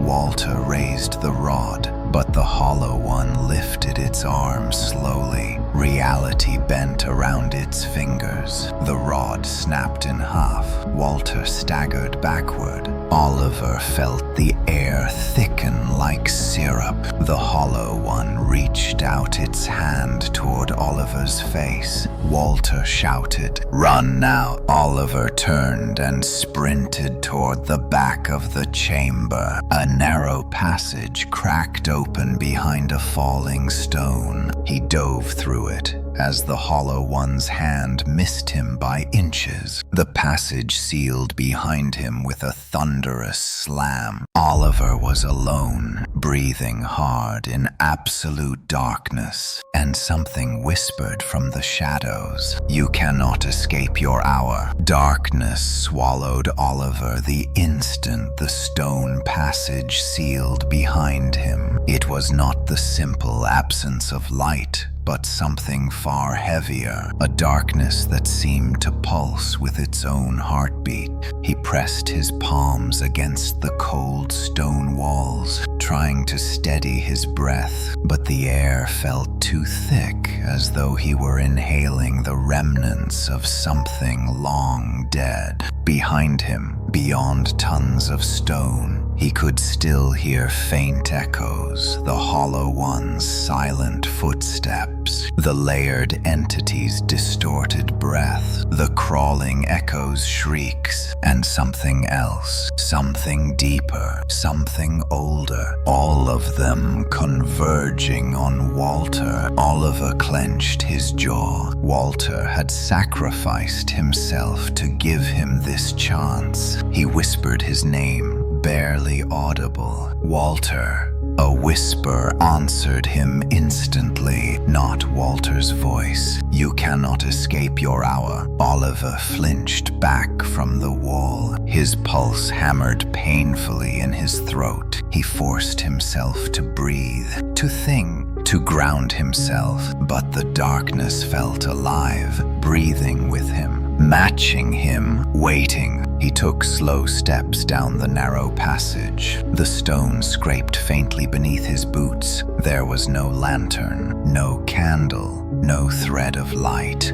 But he kept moving because stopping felt far more dangerous. The passage sloped downward. The air grew colder, wetter. A drip echoed somewhere far ahead. Water, maybe, or something mimicking water. After several minutes or seconds, or hours, he could not tell, Oliver reached a fork in the tunnel. Two passages stretched before him, each equally lightless. He strained to hear any sound. The left tunnel hummed faintly. The right tunnel breathed, actually breathed. A slow inhale, a slow exhale, as though the passage itself had lungs. Oliver swallowed. He turned left. Each step forward felt heavier, as though the darkness thickened around his shoulders. His fingertips brushed carvings etched into the stone, strange spiraling symbols, similar to those he had seen in the root chamber. They pulsed faintly when he touched them,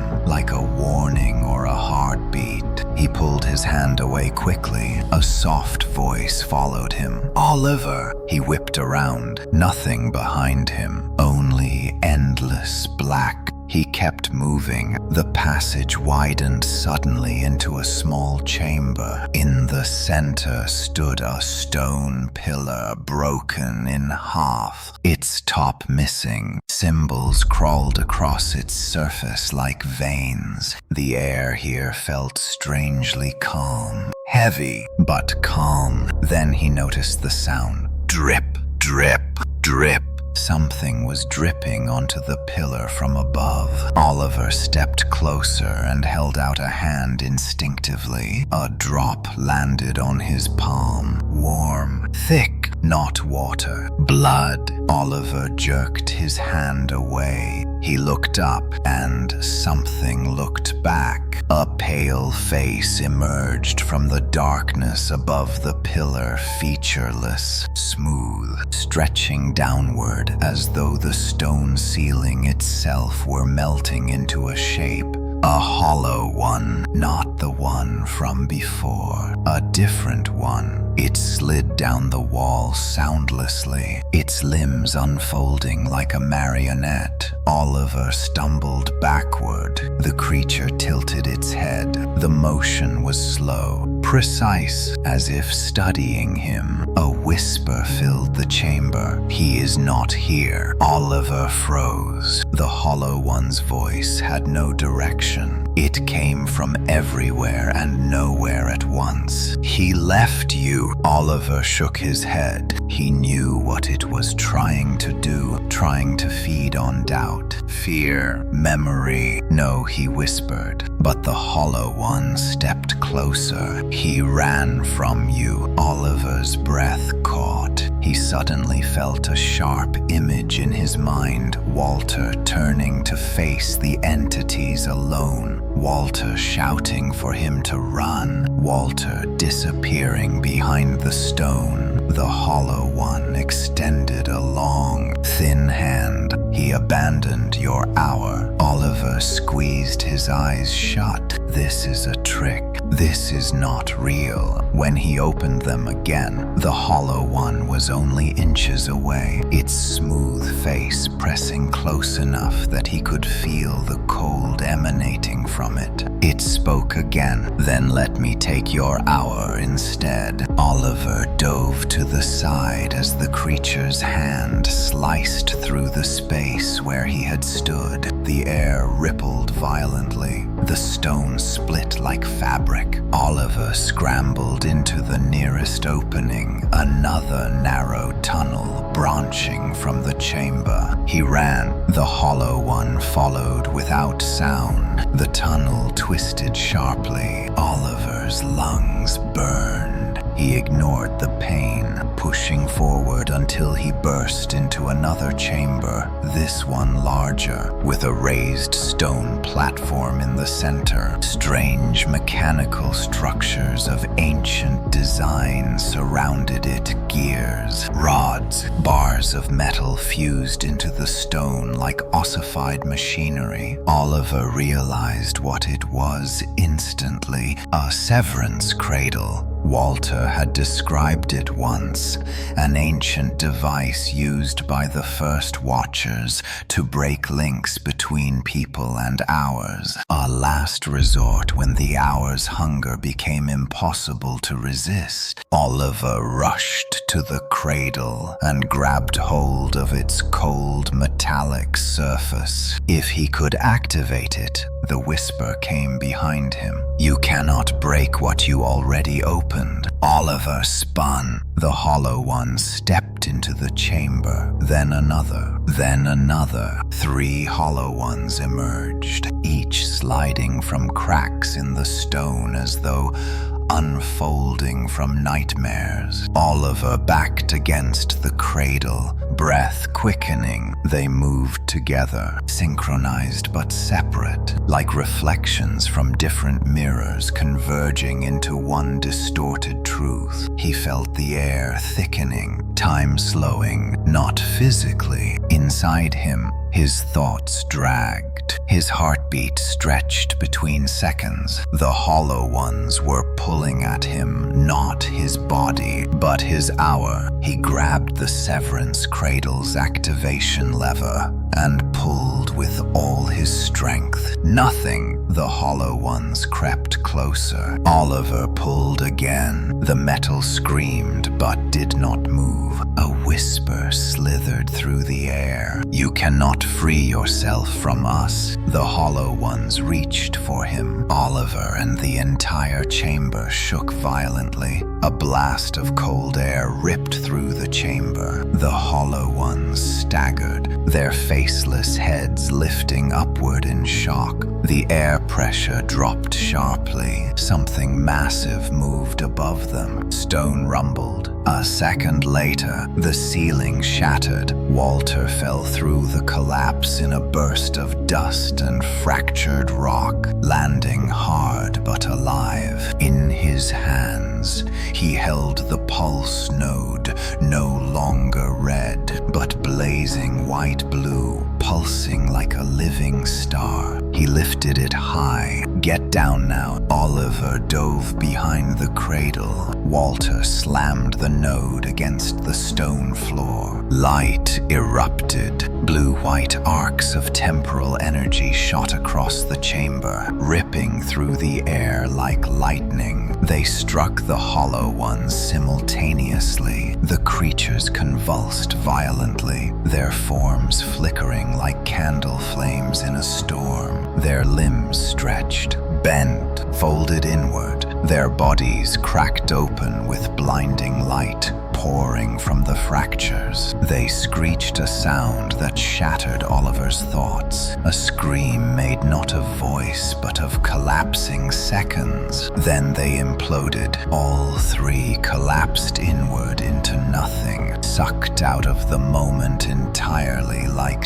dust into a vacuum. Silence crashed back into the room. Walter collapsed to his knees, clutching the node. Oliver rushed to him. "Walter, are you hurt?" Walter shook his head weakly. "Not yet, but we do not have much time." The node reacted to something bigger than them. "Something is coming." Oliver stiffened. "Something bigger." Walter looked at him, fear deeper than before. "The hour that spoke your name first, the one you dialed, it is breaking through, and it is no longer waiting." The chamber still hummed with the fading echo of the temporal blast, its blue-white remnants drifting like dying embers. Oliver felt the aftershock in every bone. Walter leaned heavily against the cradle, his breath sharp and uneven. The pulse node dimmed in his trembling hands,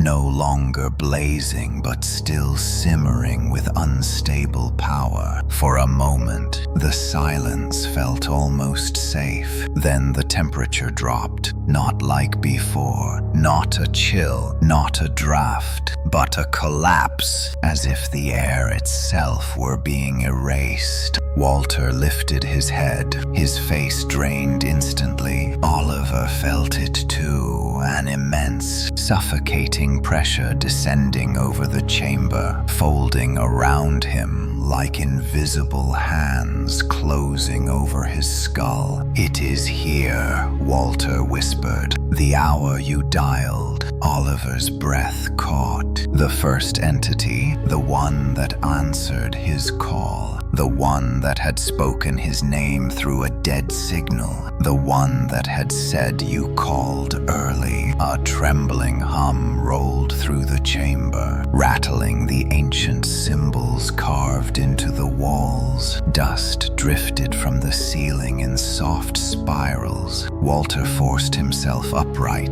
"Oliver, listen carefully. The lesser hours, the echoes, the hollow ones, they feed on what they lack. But the original hour, the one that answered you, it is different. It remembers." Oliver swallowed. "Remembers what?" Walter looked at him with a fear so human it pierced the moment. "It remembers being broken." A deep sound reverberated through the stone. Not a roar, not a scream. Something closer to a breath dragged across centuries. The chamber lights, weak as they were, dimmed darkened until only faint outlines remained. Oliver backed away from the cradle. Walter held the pulse node close as the air pressure tightened. The floor beneath them trembled. Cracks spider-webbed across the stone. Oliver whispered, "It is coming through the wall." "Not the wall," Walter rasped. The second Oliver froze. A seam of red light split the air across from them. Not a portal, not a fold like before. A moment tearing open. A single second stretching, fracturing, cracking like thin ice. A shape pressed against it from the other side. At first, Oliver saw only shadow, then a hand long, thin, segmented like a broken clock hand pushed through the crack of light. The air bent around it, warp lines distorting reality like heat. The crack widened. Walter whispered, "Do not look directly at its form. Your mind will try to understand it. It will break trying." Oliver shielded his vision with his arm, but he saw enough. The creature was tall, impossibly so, its limbs bending in ways that defied physical logic. Its body flickered between shapes, ribs forming, dissolving, reforming. A spine twisting into fractal patterns.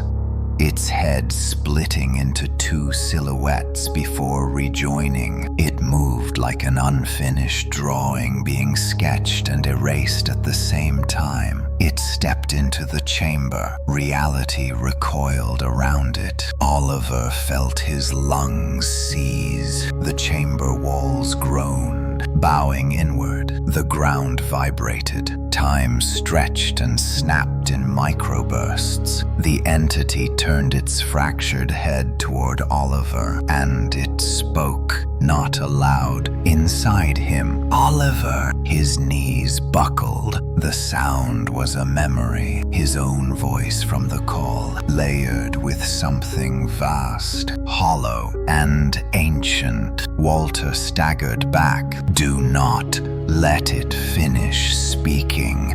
Break its line of sight." Oliver ducked behind the cradle, heart racing. The entity's elongated limbs scraped against the stone, leaving burning trails of warped air. The creature's voice followed him. "You called me before the hour. Before the second, you opened what was meant to stay sealed." Oliver forced himself to breathe, though every inhale felt like pulling knives into his chest. Walter raised the pulse node again, its light flickering weakly. The creature shifted its attention toward Walter, its broken form tilting like a pendulum slowed mid-swing. "Your tether is severed," it whispered. "But the hour is not." It reached one elongated arm toward Walter. Walter thrust the node forward. A blast of blue-white energy surged outward, striking the creature squarely. The chamber shook violently. Stone cracked, air splintered. The creature faltered, then straightened. Untouched, Walter gasped. That was all the power it had left. The entity stepped closer. Walter stumbled back until his shoulders hit the wall. It extended a fractured hand toward him. Walter screamed something between agony and defiance and hurled the empty node aside. The creature's hand touched his chest. Time collapsed. Oliver watched in horror as Walter's body bent backward slowly, impossibly slowly, as if caught in a moment, stretched far beyond natural limits. His scream elongated into a warped echo. His skin shimmered like a reflection in boiling water. Then Walter froze completely, still unmoving, not dead.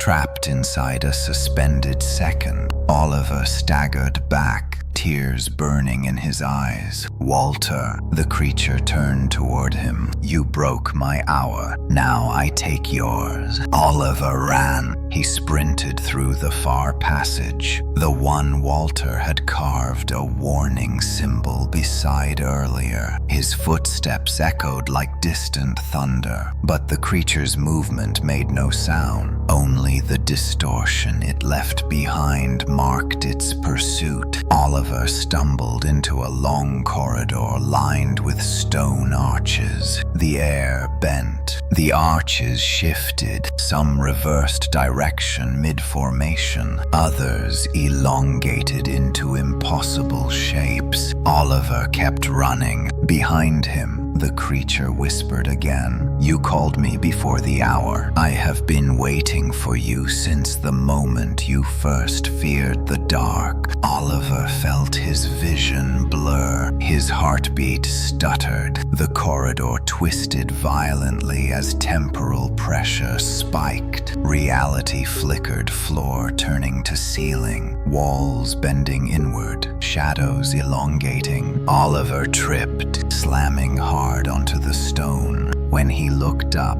the creature stood only a few feet away. It reached toward him. The air screamed, not sound time itself screeching under strain. Oliver crawled backward, palms burning against the rough floor. He felt the stone behind him shift, and he slipped into a small alcove where a circular plate of ancient metal lay embedded in the wall. Symbols spiraled across it, symbols matching those from the root chamber. A time anchor. Desperate, Oliver slapped his hand onto the cold plate. Energy pulsed. The anchor snapped awake, sending a shockwave rolling through the corridor. The creature stumbled backward not far, only a few steps, but enough to break its momentum. Oliver gasped. The creature straightened slowly, its body reshaping with a sickening lurch. You cannot hide behind broken anchors. Oliver pushed the plate harder. The symbols brightened. The anchor's energy surged again, but the creature reached toward him. Its hand touched the air and stopped, frozen an inch from Oliver's face. The creature trembled violently. Then Oliver heard a new voice. Not the creature's, not Walter's. His phone, a ringtone. Impossible, he'd lost the phone hours ago. A vibration pulsed through the chamber, then a whisper. "Oliver!" His phone was ringing inside the creature's fractured form. Or rather, the hour itself was calling him. The creature's body convulsed as the ringing intensified. The anchor glowed brighter. The air filled with a storm of distorted seconds. And then, the creature shattered into 1,000 flickers of broken time. But only for a moment. It began reforming, slow, deliberate. Hungry, Oliver turned and ran, screaming into the twisting dark.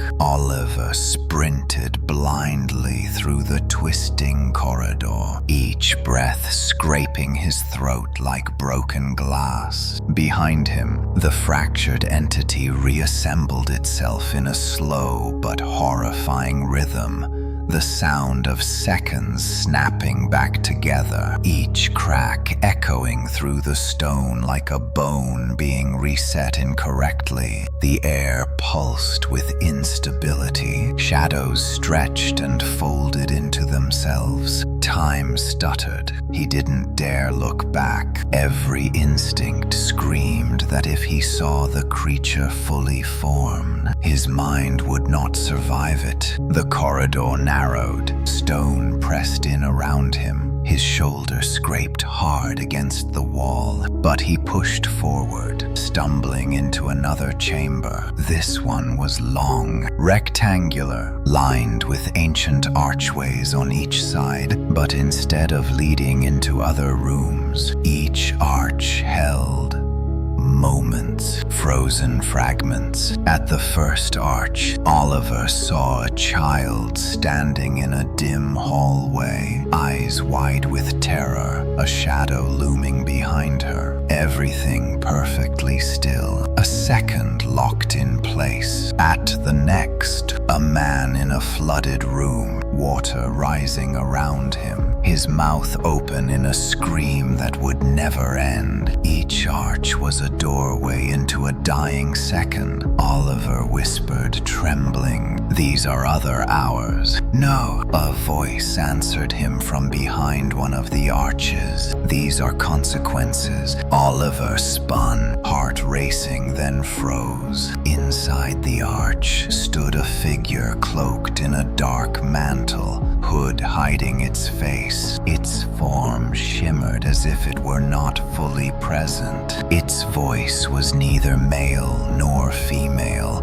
more like the echo of multiple voices speaking at once. "You should not be here." "Oliver Grant." Oliver backed away. "Who are you?" The figure stepped forward, but remained inside its frozen second. "I am a keeper of hours, a witness, one who watches fractures and seals them when they bleed." Oliver's breath quickened. "Can you stop the thing that's chasing me?" The keeper tilted its head. "The one you called? It is not chasing you. It is reclaiming what you stole." "I didn't steal anything. You stole a second that was meant to die. You dialed it. You pulled it forward. You forced it open." The chamber trembled. A low rumble filled the air, the fractured entity drawing closer. Oliver shook his head. "I only made a phone call." "In the wrong minute," the keeper said softly in the wrong breath. "And the hour that answered had been starving for a century." Oliver's stomach twisted. "What does it want?" "To finish its death." The keeper pointed toward Oliver's chest. "Inside you." Before Oliver could respond, the arches trembled. The frozen scenes wavered. The fractured entity's voice spilled into the chamber like a rising tide. "Oliver!" He staggered back. The keeper's hood tilted sharply as if listening. "It has found you." The shadows behind Oliver twisted violently.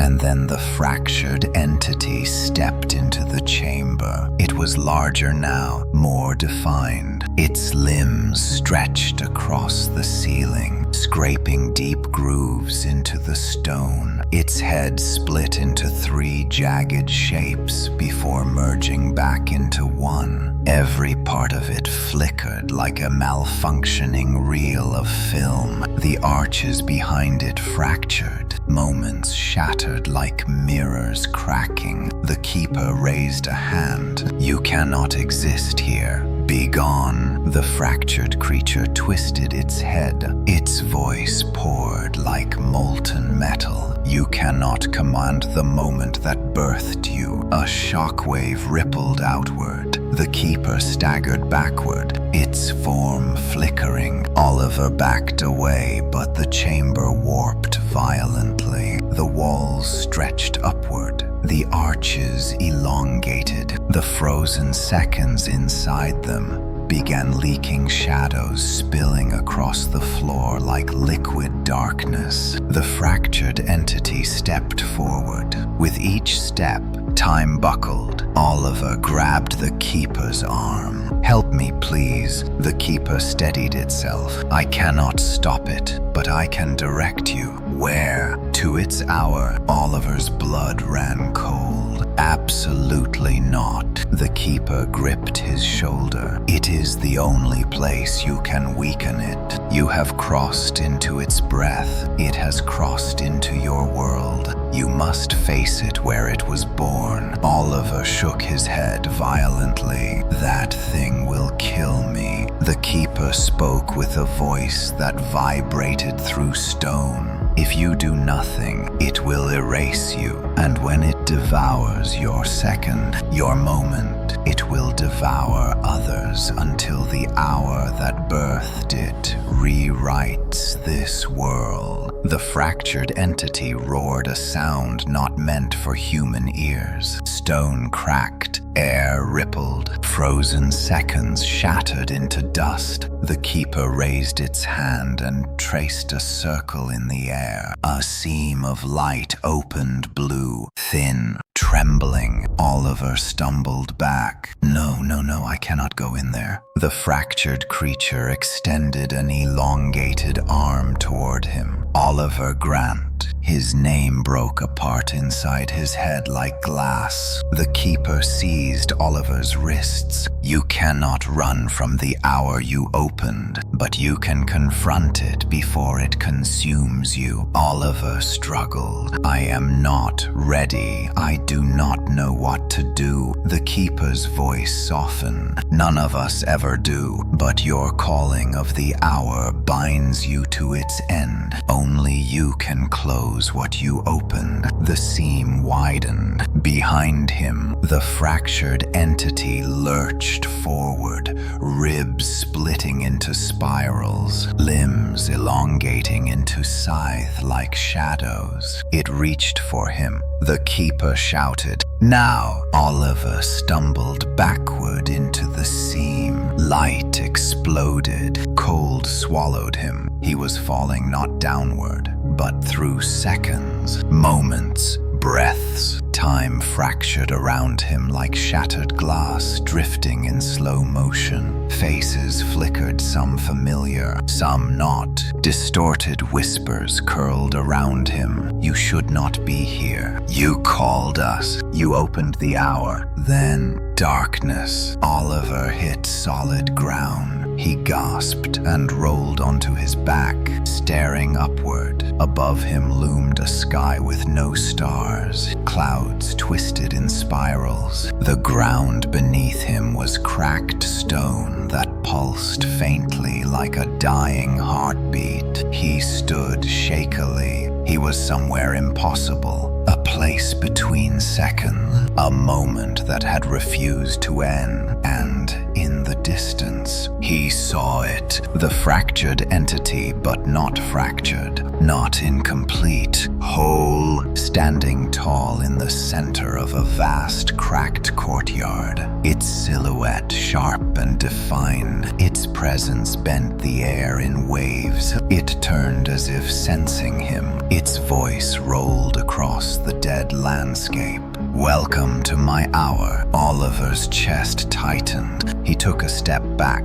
The entity stepped forward. In this place, I do not chase. It lifted one segmented arm. I correct. The ground trembled beneath Oliver's feet. The confrontation he had feared more than anything was here, and the hour he had called was no longer reaching for him. It was coming to claim what he owed. The ground trembled beneath Oliver's feet as the entity whole, towering, no longer fractured, advanced across the cracked courtyard of its hour. The air bent around each of its movements, warping like a reflection on disturbed water. Shadows stretched toward it, pulled as though gravity itself had shifted in its favor. Oliver took a shaky step back. The creature moved deliberately, each step a rearrangement of the moment they stood within. When it spoke, its voice carried the weight of centuries denied relief.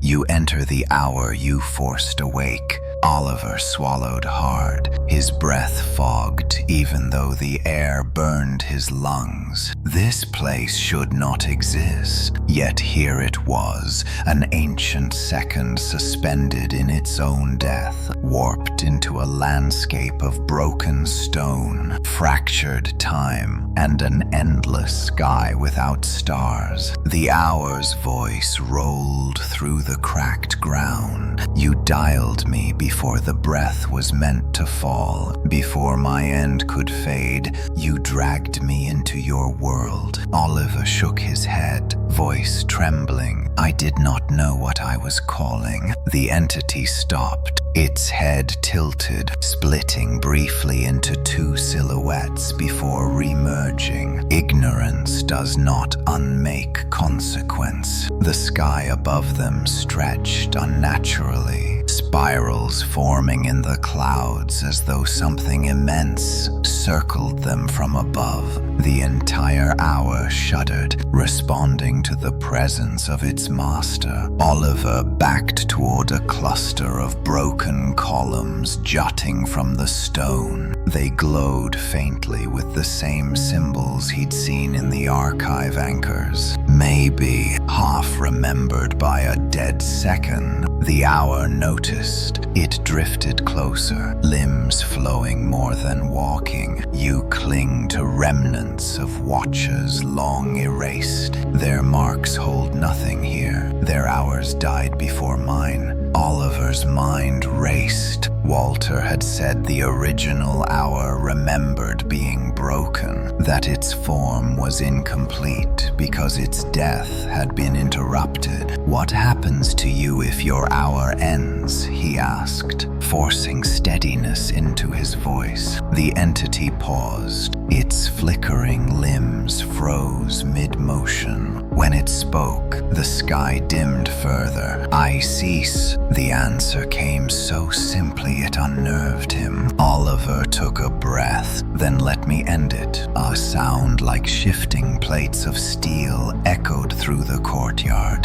The hour's form trembled. Then it leaned forward, towering over Oliver, casting a shadow that rippled like dark water. You misunderstand. It reached out an elongated finger toward Oliver's chest. My end requires your second. Oliver's skin iced. You mean kill me? The hour's head twisted, a dozen angles blending into one. Not death, erasure. Your moment dissolves, your breath unmade. My hour reaches its true completion. Oliver stumbled backward. He could feel the air thinning around him. The sky tightened. The cracked ground vibrated underfoot.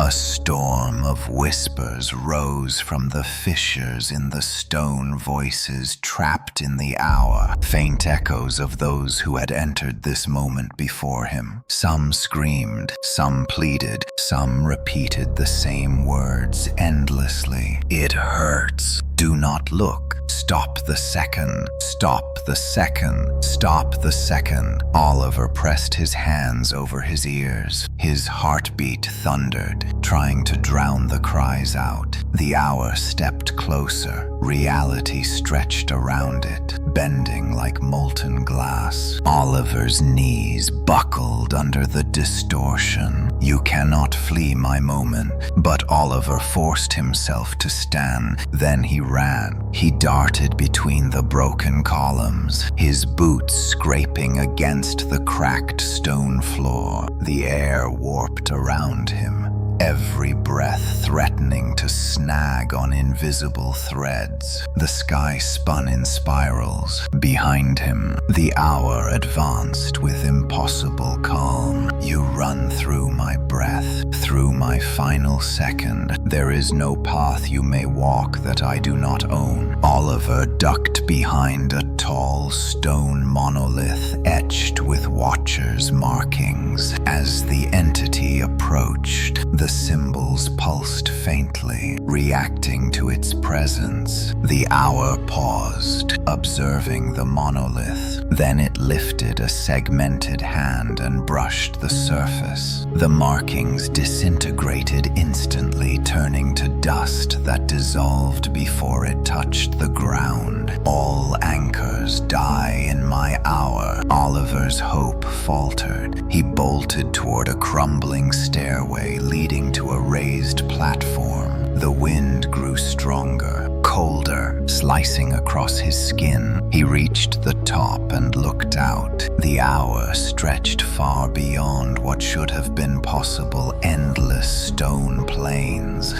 floating broken pillars, spirals hanging in the sky, a landscape of an unfinished death. Then he saw it, far off, near the edge of the hour's horizon, a faint glimmer of blue, a temporal anchor, a real one, not Watcher's work. This one pulsed with the same energy that had protected the church. Walter's words echoed in his mind. A time anchor can repel collapsing hours. It remembers the world as it should be. Oliver's pulse raced. If he could reach it, a thunderous crack split the air. Oliver turned. The hour entity had leaped its entire body, fracturing into jagged pieces mid-air before reassembling inches from him. Its arms slammed into the platform, sending stone shards flying. Oliver was thrown backward, skidding dangerously close to the edge. He coughed, chest burning. The entity towered over him. Do not search for what delays me. Its shadow stretched across the platform, blending into the cracks in the stone. Nothing halts an hour's end. Oliver forced himself onto trembling legs. His vision blurred.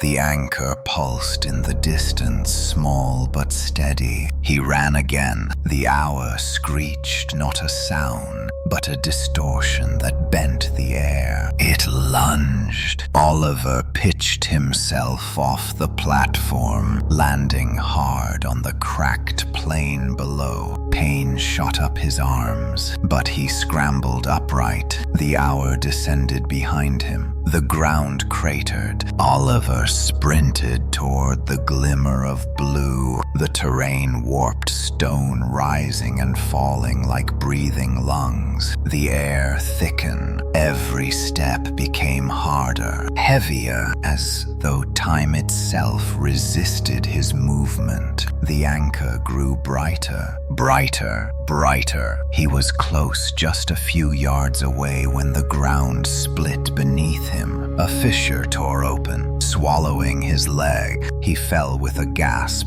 grabbing onto the jagged edge. Pain seared through him. Above, the hour approached slowly, savoring the collapse. Oliver struggled, pulling himself free with shaking hands. Blood smeared across the stone. He forced his body forward. The hour's voice rolled through the air. Your moment ends here. Oliver reached the anchor. He slapped his hand against it. Light erupted. A shockwave blasted outward, hurling Oliver backward and striking the hour full force. The creature staggered, its form flickering, limbs bending violently, its segmented head splitting and collapsing into itself. The hour screamed, its voice a rupture in time. Oliver hit the ground hard. His ears rang, his vision dimmed. Through the ringing, he heard one final whisper from the fractured creature. This delays nothing. Your second is still mine. The landscape convulsed. The sky cracked. The hour began to collapse. Oliver forced himself onto his elbows, staring in horror as the world around him disintegrated, stone lifting into the air, spirals of broken seconds imploding into themselves, the anchor pulsing erratically. The hour that should have died was dying again. With him inside it,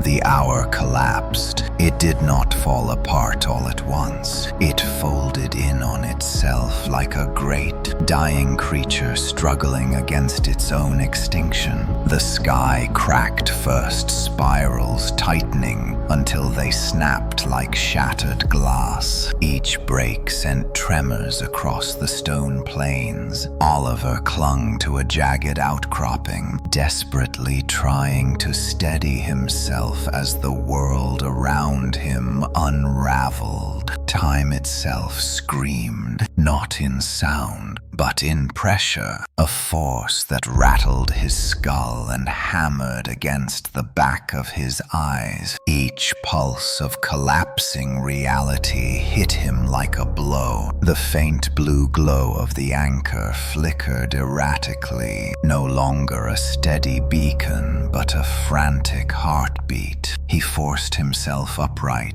The fractured horizon twisted, fragmenting into pieces that floated like broken mirrors. Through them, Oliver glimpsed flashes, moments that weren't his. A woman looking into a mirror that reflected nothing. A man running through a hallway that looped endlessly. A child crying in a room with no door. Lives trapped in dying seconds. And ahead, rising from the collapsing ground, the hour entity reformed. Its body snapped back into place, not with the unfinished flicker it had before, but with terrible purpose. Its limbs elongated, splitting into multiple arms before converging again. Its head spiraled, as though caught between births. When it rose fully, its shadow swallowed the light of the anchor. "You delay me, Oliver Grant." The voice rolled like a collapsing mountain. Oliver forced steady breath into his lungs. The anchor glowed brighter, as if sensing his fear. The ground beneath him bent inward, gravity warping toward the creature as it advanced. "This hour ends, and if you remain within my breath, you end with it." Oliver stepped back.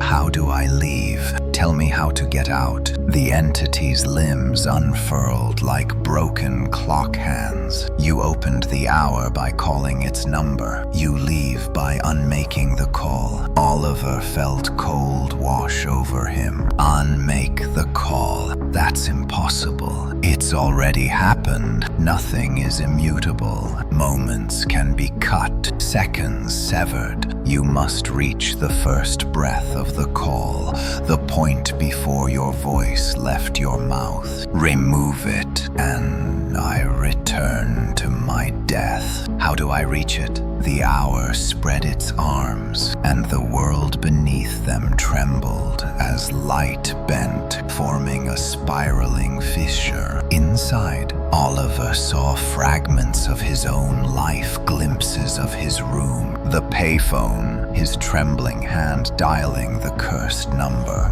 But reaching the breath you broke requires remaining alive long enough to touch it. The fissure pulsed, and the hour lunged. Oliver dove aside as the creature's limbs slammed into the stone, sending cracks spidering outward. He sprinted toward the fissure, but the world warped violently. Gravity reversed for a moment, flipping him forward before slamming him back down. His breath flew from his chest. He forced himself up again. The fissure was closing. He ran harder. Behind him, the hour entity followed effortlessly, its limbs slicing through the air, each movement collapsing another piece of the world. Pieces of the sky fell like jagged shards, dissolving into dark mist as they hit the ground. Oliver jumped across a widening fissure. The ground beneath him buckled. Stone rose like a wave, threatening to crush him. He rolled, narrowly avoiding being pinned. The fissure withdrew further, shrinking into a funnel of spiraling light. "No, no, no, no." Oliver sprinted again. The hour's voice boomed. ground. You cannot outrun what you created. A limb lashed out, catching Oliver's ankle. Pain tore through him as he hit the ground. He clawed at the stone, dragging himself forward. The creature hauled him toward itself, the weight of its presence crushing his chest. "Your second belongs to me," Oliver screamed as the hour lifted him upward by the leg. Reality blurred. His vision flickered in and out. He felt himself unraveling. Then, a shockwave. Blue light exploded across the plains. The anchor flared, its energy arcing across the hour's limb. The creature recoiled, dropping Oliver, who collapsed onto the cracking stone. The anchor pulsed violently, overcharging, its frame splitting under the strain. Oliver crawled toward it. If the anchor died completely, the hour would be absolute. He would have no chance. He reached the base of the glowing stone and pressed his hand against it. The energy burned, but he held fast. The light stabilized slightly. The hour twisted, refocusing on him. Anchors do not save you, Oliver Grant. They only delay your erasure. Oliver coughed, lungs searing. "Then delay me again." The anchor pulsed, merging for a moment with Oliver's breath, pulling him into alignment with the faint stream of collapsing time. He felt it, a memory, a phone ringing, the cold night air, his trembling hand dialing a number he should have ignored. The fissure reopened slightly, the spiraling light widening just enough. Oliver ran. The hour screamed, its voice shaking the sky. Reality convulsed. Whole sections of the plains collapsed into nothingness. The creature lunged faster, tearing through distance. Oliver jumped. He threw himself into the fissure. Light enveloped him, cold, sharp, slicing through his senses. He tumbled through spiraling seconds, moments pulling at him, trying to drag him into dying memories. He fought through them, reaching toward the one breath that mattered, the ring of a payphone. The trembling second before he dialed, his consciousness tore through the spiraling tunnel of time. But just before he reached the moment, something massive yanked him backward. He screamed as the hour entity's hand burst through the spiral of light, dragging him out of the fissure. "You do not unmake what you owe." The fissure collapsed. Oliver and the hour crashed back into the dying landscape.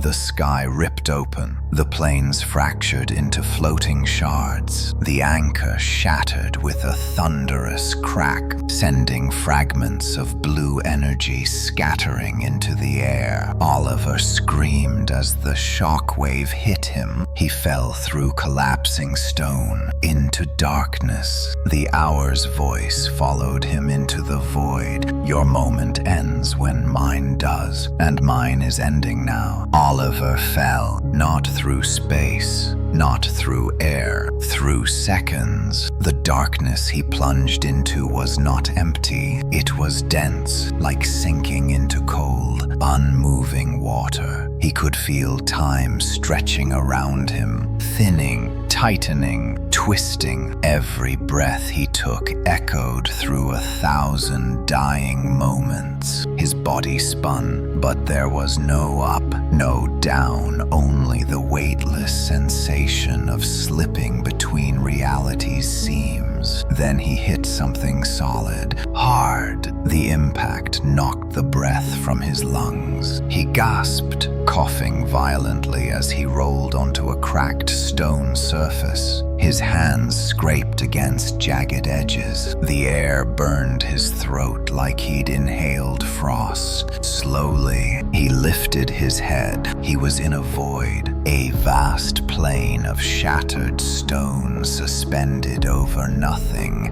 No sky, no stars, no horizon, only an endless black expanse. The ground beneath him floated in chunks, drifting like broken islands held together by thin threads of light.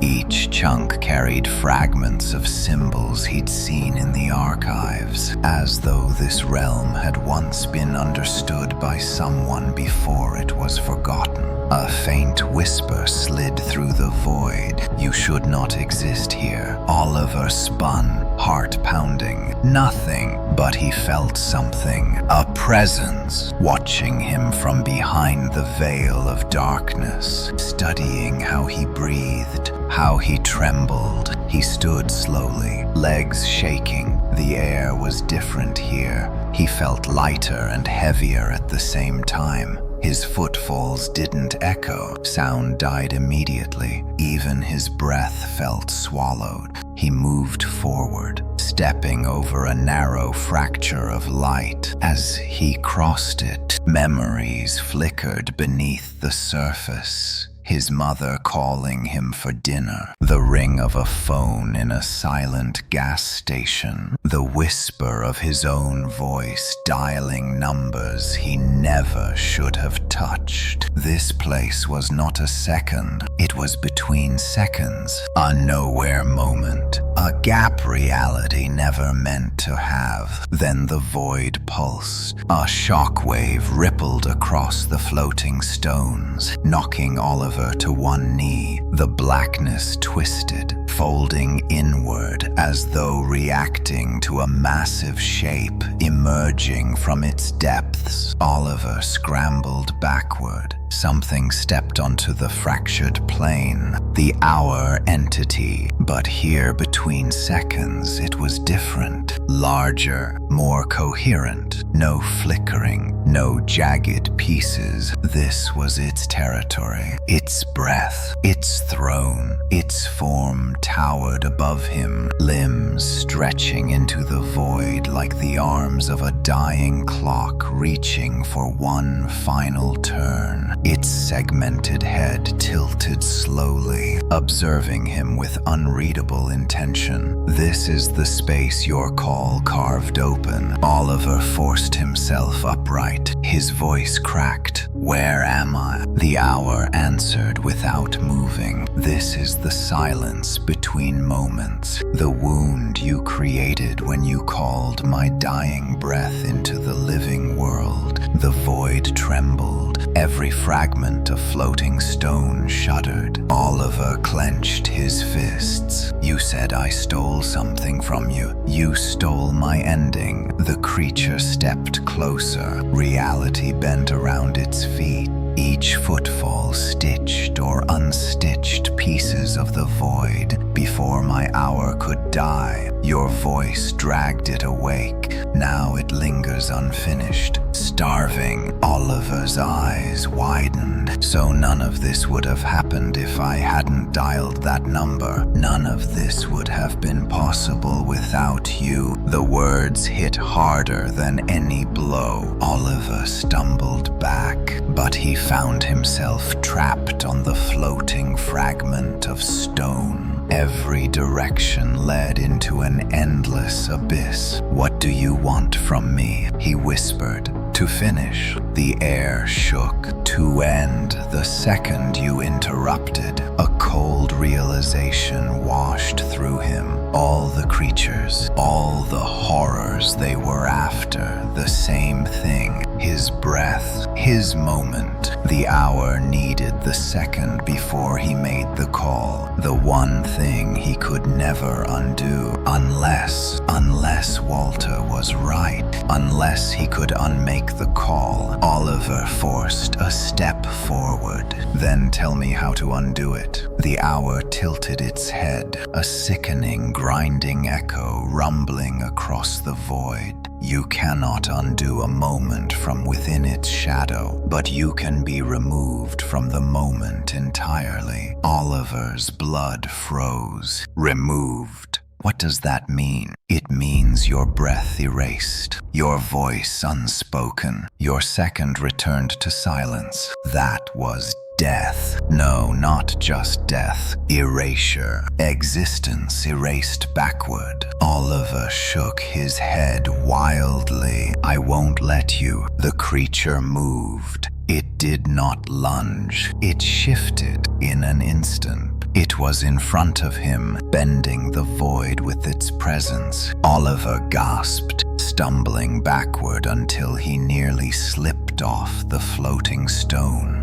The hour reached out its hand. Give me the breath that woke me. Oliver dodged, barely avoiding its segmented fingers. The impact of its strike shattered the stone edge. Chunks spiraled downward into the abyss, dissolving into dust. Oliver sprinted across the floating fragments. Each step threatened to crumble the ground beneath him. The void flashed with memories, faces, voices, cries from the dying hour. They clung to him like ghosts. The hour followed effortlessly. Its voice vibrated the air. You run through a place with no time. Where will you flee? Oliver leapt to another fragment, this one barely stable. It teetered under his weight. He steadied himself, then froze. Ahead, floating in the dark, he saw something impossible. A phone, a payphone, old, rusted, flickering with faint static, hovering in the void as though waiting for him. He felt his throat tighten. The moment before the call, the hour's trap or his only chance. Behind him, the hour's voice deepened. Finish what you began. Oliver approached the payphone cautiously, heart racing. It buzzed with electricity, flickering between existence and memory. He lifted the receiver. It was warm, warm like something had just been holding it. He pressed it to his ear with a shaking hand. A single tone clicked. Steady, endless, not a dial tone. A heartbeat. His heartbeat. The hour spoke behind him. When you dialed, you pulled me forward. But your voice, your breath, anchored me. Speak now, end the breath, and I conclude. Oliver realized then, this was not a phone. This was the moment. The exact second before he made the call. He could end it, unmake the call, save himself. But the cost, his voice, his breath, his existence as he knew it. He closed his eyes and whispered, I won't give you my second. He slammed the receiver down. The void cracked, light exploded around him. The hour shrieked, its limbs fracturing. The void convulsed violently, tearing open fissures that spiraled in every direction. The floating stones shattered. The phone dissolved into static. Oliver was thrown backward into blinding light. As he fell, he felt the hour reaching for him, clawing, stretching, trying to catch even a fragment of him. But the light tore him free, and the hour whispered through the shattering world. You cannot run from a second that remembers you. Then everything went white. Light swallowed Oliver whole. Not warm light, not comforting light. It was harsh, blinding, as if every single second he had ever lived detonated at once. His body stretched like rubber pulled across 1,000 frames. His heartbeat shattered into fragments of rhythm. For a moment, one long, impossible moment, he felt himself become nothing but a breath suspended between existence and erasure. Then he fell, his back slammed into something solid. Air punched from his lungs. He gasped, coughing, forcing his eyes open through the burning white haze. He was lying on cold pavement. The smell hit him first, faint gasoline, rust, and the metallic whisper of winter air. A fluorescent street lamp flickered overhead, buzzing like an insect trapped inside glass. Snow dust drifted across the ground, melting the moment it touched his skin. Oliver blinked in disbelief. He knew this place, the gas station, the same one where he had first heard the ringing payphone. Except not exactly. The lights burned too dimly, the shadows stretched too long. The walls of the convenience store seemed bowed, as if melting downward under invisible weight. The sky above him was wrong too dark, but not completely black. It pulsed faintly, like a dying heartbeat struggling to restart. Oliver sat up slowly, his breath turned to cold fog. The payphone stood beside the building, exactly where he remembered it, but its cord swung without wind. The metal casing flickered like a mirage, and worst of all, it was ringing, a slow, steady chime that vibrated through the ground beneath him. "No," Oliver whispered. "No, no, no, not here, not again." He scrambled backward, slipping on the icy pavement. The phone rang louder and louder. "Time bends where you broke it." Oliver froze. The voice wasn't spoken aloud. It threaded through the air, the ground, his bones. He stood up shakily and looked around. The gas station was empty. No cars, no lights inside the store, no sound except the endless ringing. Then he noticed something impossible. Footprints, his own, dozens of them, all leading toward the payphone. Some deep, some faint, as if made over and over again in different versions of the same moment. Oliver's throat tightened. "This isn't real," he whispered. A soft wind swept through the station, carrying whispers that shifted like sand. Real shifts when the hour touches it. Oliver spun frantically. "Show yourself." The ringing stopped. Silence fell so completely it felt like the world held its breath. Then, step. A single sound. Behind him, slow, deliberate. Oliver turned. A figure stood just beyond the dim light's reach. Tall, wrong. The hour entity, its fractured limb silhouettes bending around the edges of reality, stood still, watching him. But it was not solid, not like before. Its form bled into the shadows, as if half here and half in some other second. You escaped the space between moments. The voice echoed not from its form, but from the ringing absence around them. You returned to the breath before the breath. Oliver trembled. "What do you want from me now?" To finish, its limbs unfolded, each angle more impossible than the last. "This is where your call began. This is where your second ends." Oliver backed away. "If this is the moment I dialed, then I can still stop it. I can walk away from the phone." The creature tilted its broken head. "Try." Oliver forced his legs to move. One step,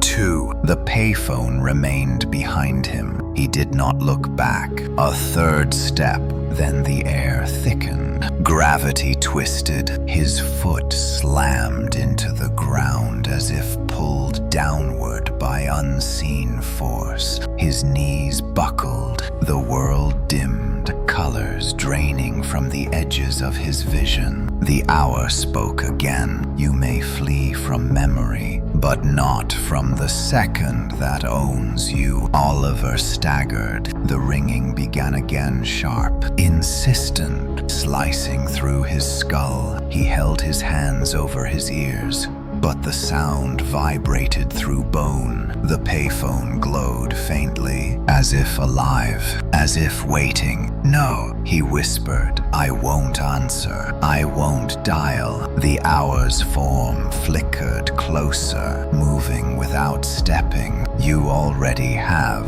Oliver's breath froze. He stared at the phone. The receiver was off the hook, hanging, swinging, as if someone had just placed it down. His stomach dropped. He did not answer the call. He ended it, and that moment, the ending was the one the hour wanted, the one it fed on. The hour wasn't trying to force him to dial. It was trying to reclaim the breath that ended the call. Oliver whispered, shaking, "You don't want the beginning. You want the last second of the call." The creature's limbs clicked in grotesque acknowledgement. "Your final breath belongs to me." Oliver turned and ran. The parking lot bent, stretching like taffy. The world around him folded, shadows bending into hallways that never existed. Snow drifted upward instead of falling. The hour followed, not by walking, by being. Its presence compressed space. Each place Oliver ran to, the creature had always been there. Already, the gas station doorway elongated, pulling away from him as he sprinted. His lungs burned. The fluorescent lights buzzed louder. He reached the convenience store door, and it melted under his hand. The hour had overwritten the reality. Oliver stumbled back, slipping on frost. The payphone's ring shifted suddenly. A voice whispered through it. "Oliver!" He froze. Walter's voice. Oliver turned slowly, disbelief flooding him. The receiver hung, swinging gently. "Oliver, help me!" The voice cracked and warped. Oliver reached instinctively. "Stop!" The hour's command detonated through the air, shattering the thin layer of reality around them. The ground split. The sky flickered. The payphone glowed deep crimson. The hour stepped forward. "He is already gone, and so are you." Oliver stood his ground, his voice steady for the first time. "No, I escaped you once. I'll do it again." The hour extended a segmented arm, its shape bending the night around it. "You cannot outrun a moment that remembers your breath." Oliver clenched his fists. "Then I'll change the breath." He ran straight toward the ringing phone. The hour lunged. Reality folded, and Oliver grabbed the receiver. The world detonated in white, tearing open the next second. The moment Oliver's fingers closed around the receiver, the world exploded, not with force. Force he could have understood, but with fracture. Light shattered into spiraling strands. The pavement beneath his feet dissolved into thin white veins. The sky peeled apart like paper soaked in water. He felt himself flung backward, yet he did not move. He heard the echo of the phone ring, but it came from inside his chest, pulsing with his heartbeat. Then everything snapped. He was standing, breathing, alive, inside a room. He blinked rapidly, disoriented. Walls surrounded him, gray, smooth, unfamiliar. A low hum filled the air like distant machinery. The ceiling flickered with a pale fluorescent light. There was no door, no windows. The air was thin, crisp, sterile. Oliver staggered a step forward. "What is this place?" His voice echoed unnaturally, bouncing back a fraction too late, like the sound itself was struggling to catch up. A second voice followed. "Mine?" Oliver spun. The hour stood behind him, but it was different here. Its form was clearer, sharper, as though the distortions of the world no longer shielded it. Limbs stretched with deliberate precision, its segmented head tilted at a slow, thoughtful angle. Its presence filled the room like a physical weight. This is the moment you have been avoiding. Oliver's throat tightened. What moment? The hour raised one elongated finger. The walls dissolved instantly, reshaping into a scene Oliver knew too well. A narrow apartment room, dimly lit by a desk lamp. A younger Oliver sat hunched at the table, staring at a payphone he had brought inside. The cord was frayed, the metal scratched. A number written on the side in faded marker reflected the overhead light. Oliver felt his chest seize. No, this isn't right. I never brought it home. You did. The hour's voice rolled through him. You do not remember every version of your own fear. In the scene, the other Oliver lifted the payphone receiver slowly, hesitating. His hand trembled, his brows furrowed with a darkness Oliver didn't recognize. He dialed one number at a time. Each beep echoed like a heartbeat inside the sealed room. Oliver felt his legs weaken. Stop this, stop showing me. The hour tilted its head. You asked what moment you sought to unmake. This is it, not the gas station, not the cold night air. This room, this breath. Oliver stepped forward. No, I never did this. My memory. Your memory protects you from the second that changed you. The younger Oliver pressed the receiver to his ear. A ring. 1, 2, 3. Oliver felt the familiar chill slide down his spine. He couldn't breathe. You said I needed to unmake the call. That means I have to stop him. Stop myself from dialing. The hour moved in front of him, blocking his path with a shape that bent the edges of the room. You cannot stop what has already happened, but you can silence the breath that ended it. The younger Oliver whispered into the phone. Hello. Oliver felt the echo inside his skull like a blade. He had never remembered saying that. The hour leaned toward him. The call that changed everything began here. It ended on the gas station floor, but the second that fed me came from your breath here. Oliver forced his shaking voice into steadiness. Then I have to end this breath differently. You must. The hour stepped aside, but the room shifted again. It fractured. Once more, reality peeled open, revealing a second layer beneath. Another version of Oliver in another room. Another trembling hand on another payphone. A sleepless night. An impulse he had forgotten. A fear that had replayed across timelines. Oliver realized he hadn't dialed once. He had dialed many times, in many fractured lives, all converging now. He stumbled backward.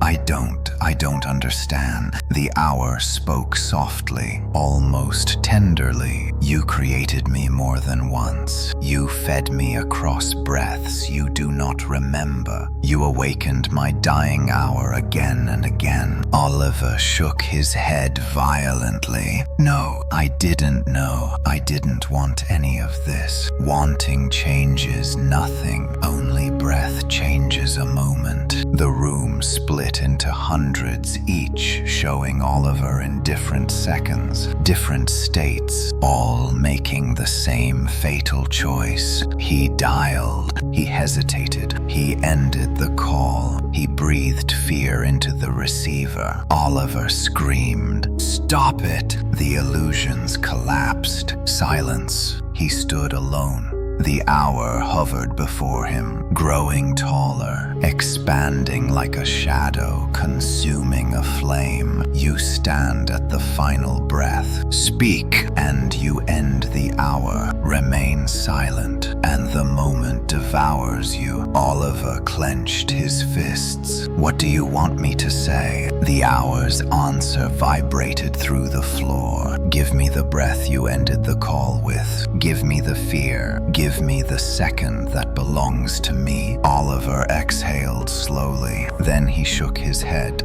No, the hour froze. Oliver stepped forward, heart trembling but voice steady. You said breath changes a moment, so I choose a new one. The hour's limbs twitched in violent, jagged motions. You cannot rewrite your fear. Oliver closed his eyes. I'm not rewriting fear. He inhaled. I'm replacing it. He exhaled. Calm, steady, a breath unlike the one that had ended the call, a breath that carried no terror, a breath that the dying hour could not feed on. The hour screamed. Its body ruptured into spiraling fractures. The room shook violently, walls bending inward. Light poured from the entity's cracks. It clawed at the air as though trying to grab the disappearing fear. You do not end me. Oliver held the calm breath. I end the moment. The hour's form collapsed inward, spiraling into a vortex of broken time. The room shattered. The illusions vanished. The void between seconds ripped open again, sucking the hour inward. Its final whisper echoed through Oliver's bones. A moment without fear starves. Then it disappeared. The world exploded in brightness. Oliver coughed, stumbling backward as the white haze burned away into real air, real light, real gravity. He collapsed onto a cold floor, a real one, a train station platform. He gasped in disbelief. He could smell coffee, see people, hear footsteps, noise, life, time moving correctly. He was back for the first time in what felt like eternity. He wasn't inside a dying second. He wasn't inside an hour. He was alive.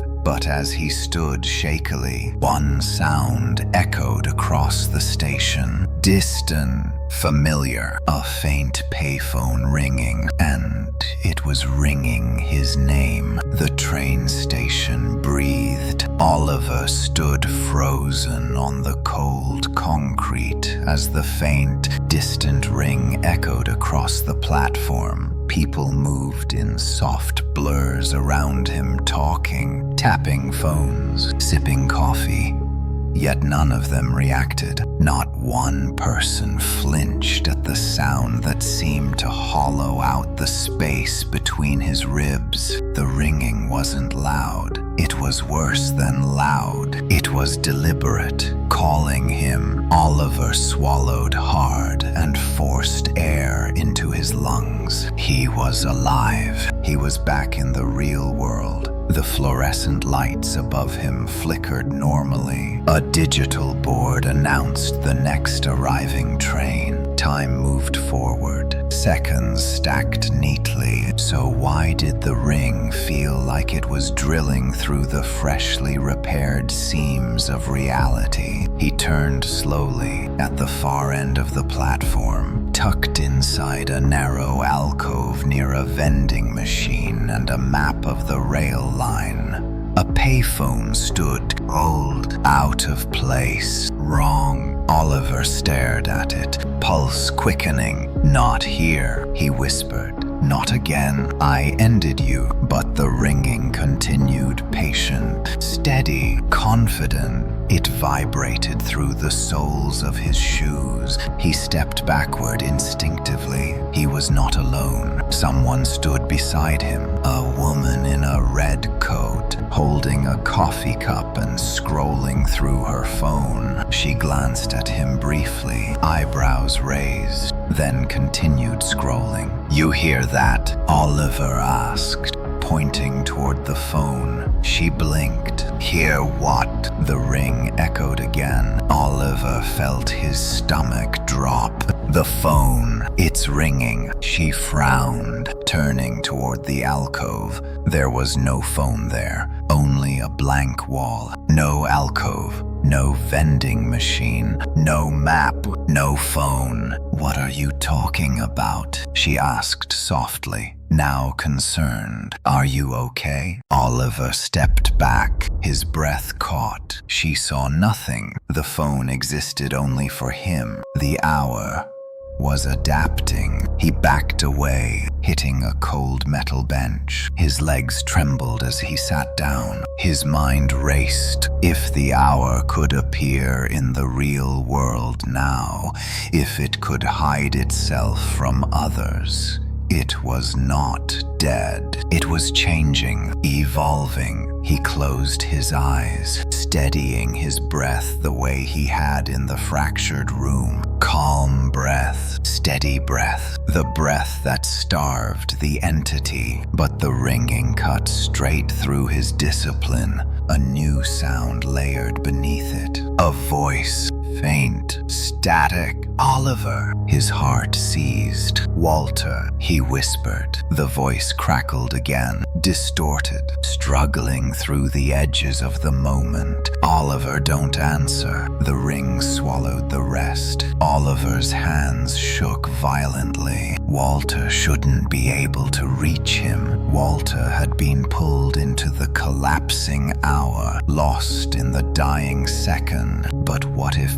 pieces of him remained? What if the hour had absorbed fragments of Walter's voice and memory? Was he hearing Walter, or the hour impersonating him? The ring grew sharper, inside Oliver's ear, inside his chest, inside his breath. He clutched his temples. "Stop! Stop!" People around him barely glanced his way. One man muttered under his breath but kept walking. Oliver stumbled to his feet and moved toward the stairs leading out of the station, away from the phone. But the further he walked, the louder it rang. The steps stretched beneath him, each stair elongated unnaturally, forcing him to take longer strides. His breath grew short, his chest tightened. He grabbed the railing, knuckles white. The hour whispered, "You changed the breath, but you did not change the second." Oliver froze. His voice shook. "You can't reach me. You can't. I ended your moment." A sound rose behind him, a slow, deliberate scrape along the platform floor. He turned. The payphone had moved closer. It now stood at the base of the stairs, unplugged, cordless, yet still ringing. He nearly collapsed backward up the steps. How his voice cracked. "How are you here?" The hour answered, not as a creature, not as a fractured form,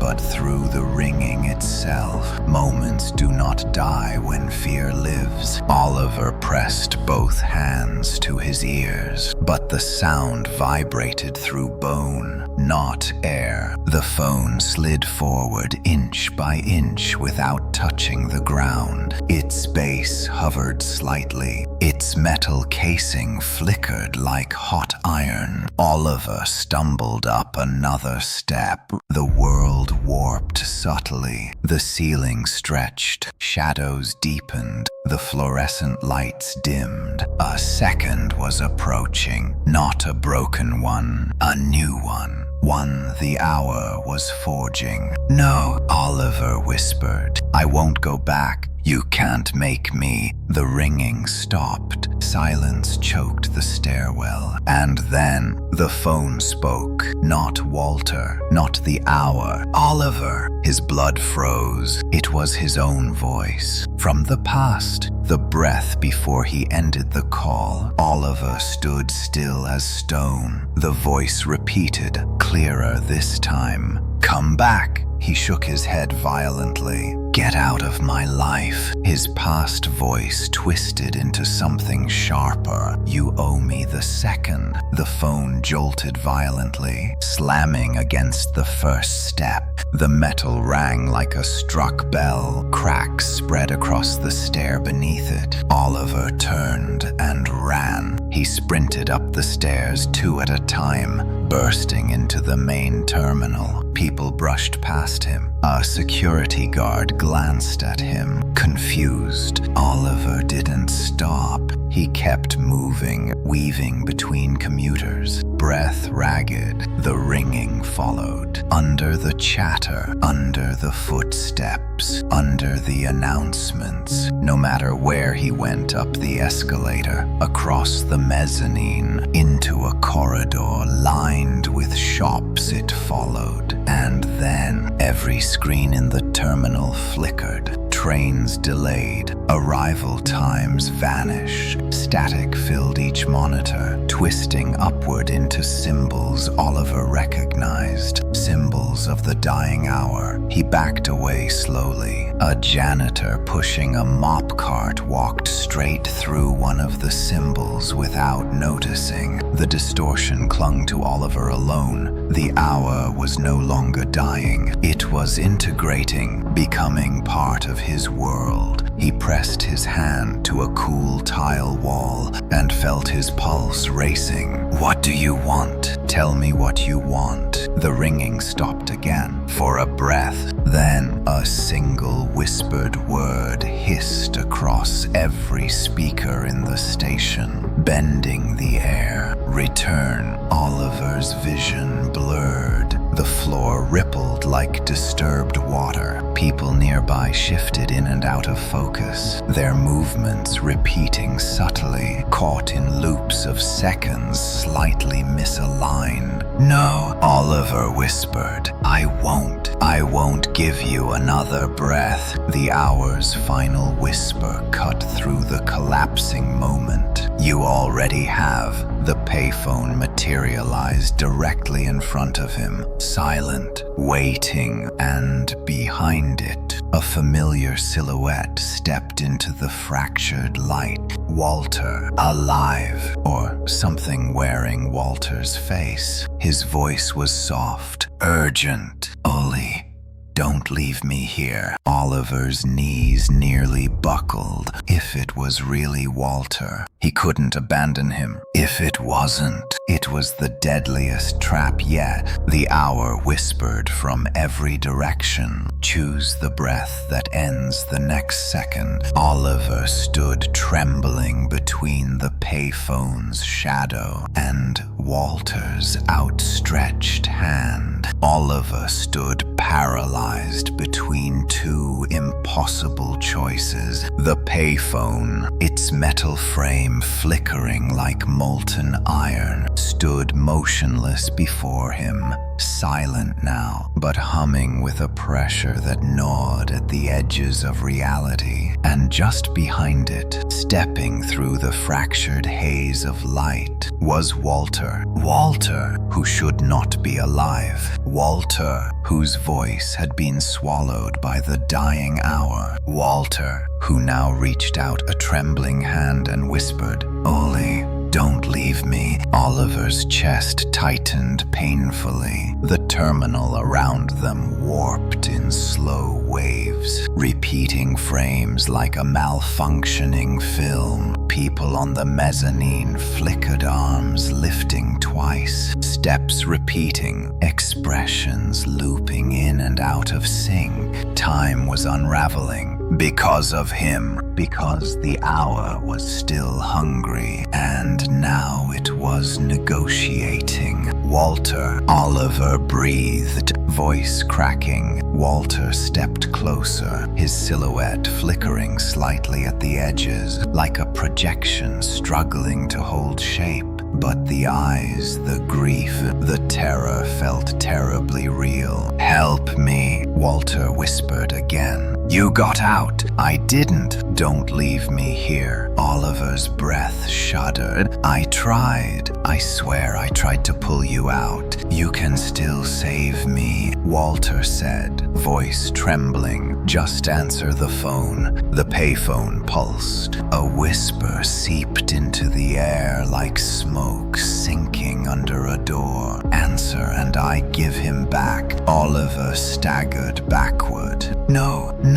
you're lying. The hour's voice slid behind his ears. Neither spoken nor heard, just known. Moments merge. Seconds exchange. Breath rewrites. Return the second, and the hour rewinds. Walter's expression flickered with something like hope.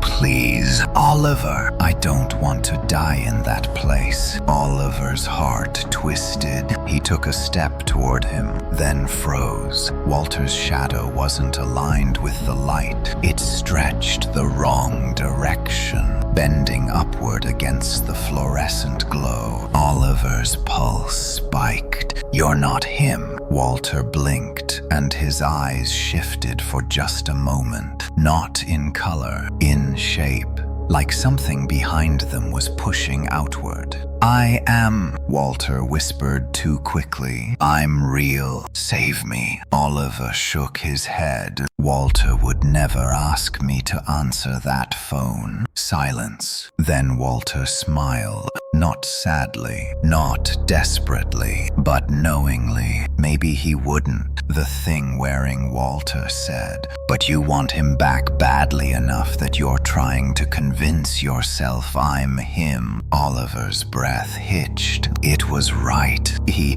did want Walter back. He had been carrying the grief like a stone in his chest ever since Walter vanished into the collapsing hour. That sorrow was a vulnerability, a door the hour could pry open. The payphone rang once, just once, a single tone that cracked the tiles beneath it. The hour whispered, "Choose." Walter now clearly not.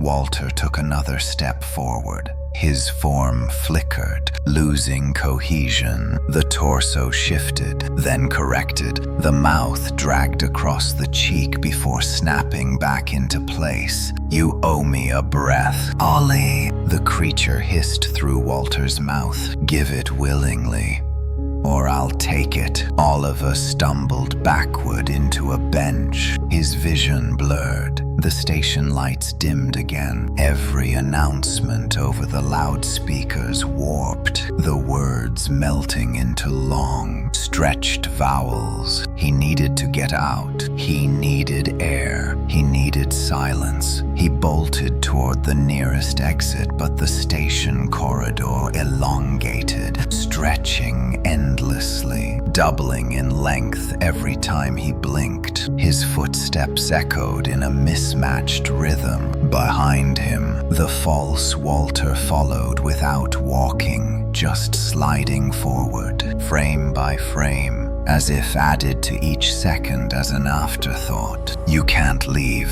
the creature whispered. Not until the second ends. Oliver sprinted. The corridor bent. Doors multiplied along the walls. One opened onto a black void, another onto a fractured hour landscape of floating stones, another onto a frozen image of himself in his apartment, holding the payphone. He slammed each door shut. His chest burned. He reached a metal service door and shoved it open. Cold night air slammed into him. He stumbled outside onto a quiet street. Snow drifted lazily from a cloudless sky. The street lamps hummed in perfect harmony, no distortions, no echoes. For a moment, he thought he was safe. Then the street lamp nearest him flickered, and the payphone appeared beneath it, not growing, not teleporting, just suddenly existing, as if it had always been there,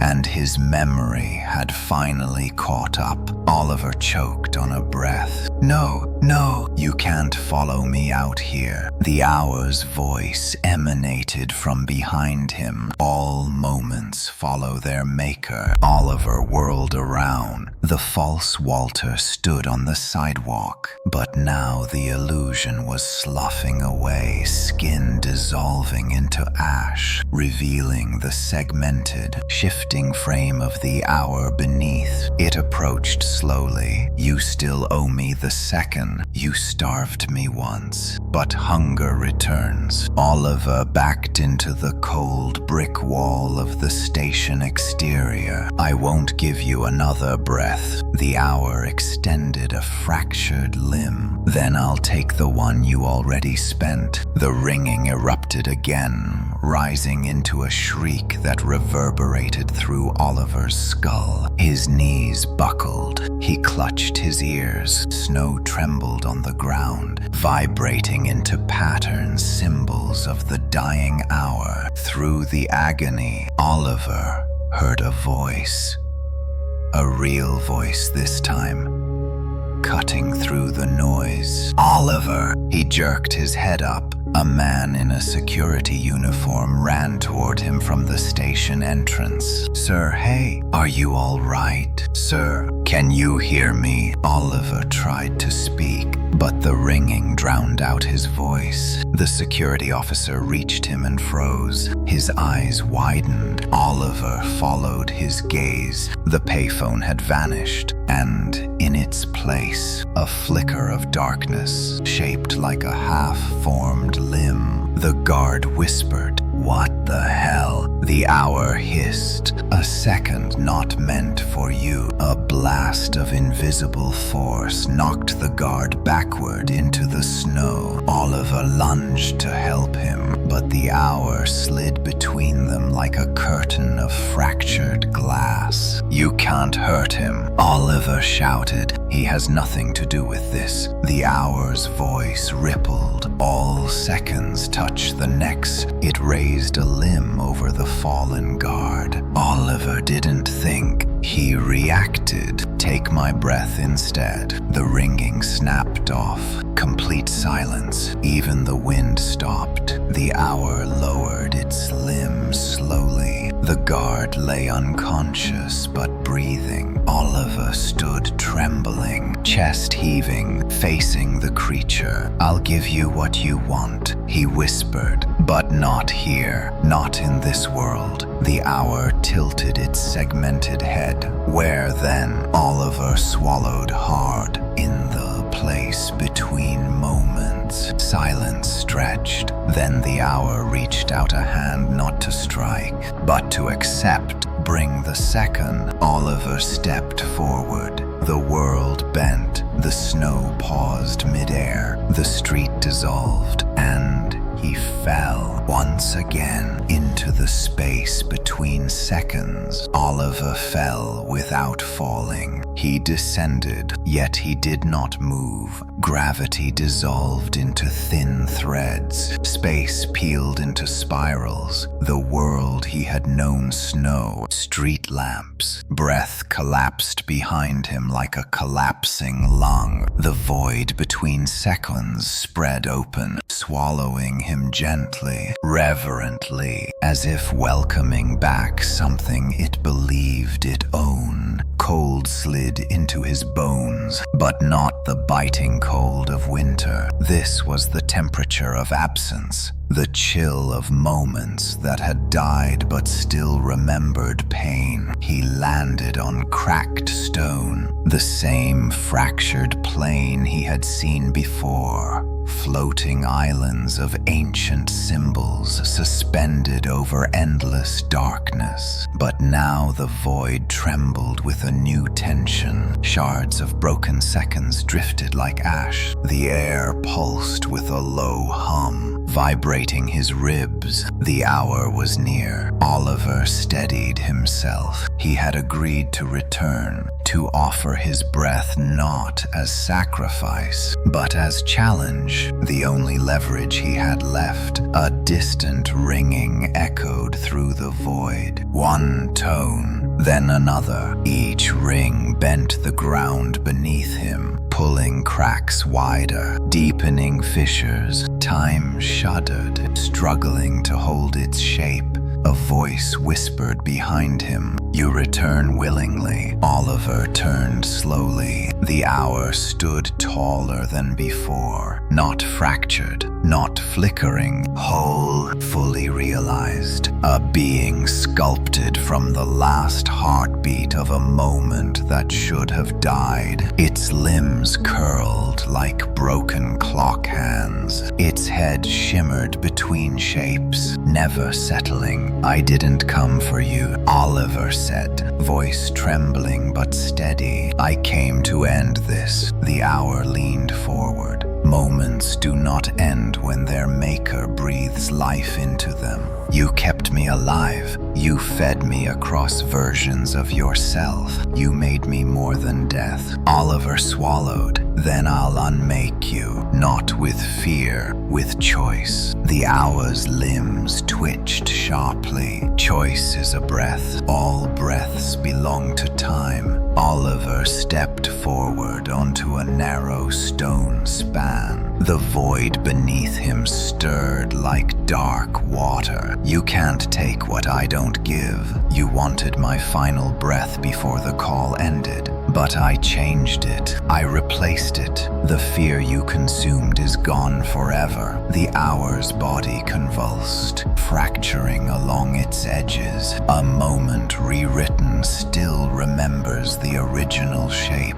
Oliver inhaled slowly. His breath glowed faintly, the same calm breath he had used to starve it before. The hour howled an outburst that tore the floating stones apart. The void rippled violently, but Oliver held steady, anchored by his breath. "You can't feed on what I refuse to feel." The hour surged forward, limbs splitting into a dozen jagged extensions. It struck the stone at Oliver's feet, sending shards flying. Oliver leapt back, landing on a drifting platform. His boots slid across its surface. The hour bent reality in its wake, collapsing distances. "You will give what you owe." Oliver steadied himself, heart racing but breath controlled. "No, I won't." Another platform drifted close. He jumped, narrowly avoiding a crushing blow that shattered the previous stone into dust. The void pulsed. The hour's limbs twisted, forming a cage of flickering segments. "Why run if you believe breath protects you?" Oliver didn't answer. He couldn't. Running was instinct, survival buried deep. He leapt from platform to platform, each one cracking underfoot. The void below churned with memories his own. Walter's, countless strangers who had touched dying hours unknowingly. Faces screamed silently beneath him. The hour rose above all of it. Enough, with a single strike. It shattered the entire cluster of platforms. Oliver plummeted. His stomach lurched into his throat. He clung to a protruding stone column, fingers scraping. Dust rained down on him. The hour descended slowly, like a god savoring its victory. "You cannot escape what you made." Oliver gritted his teeth. "Maybe not, but I can do something else."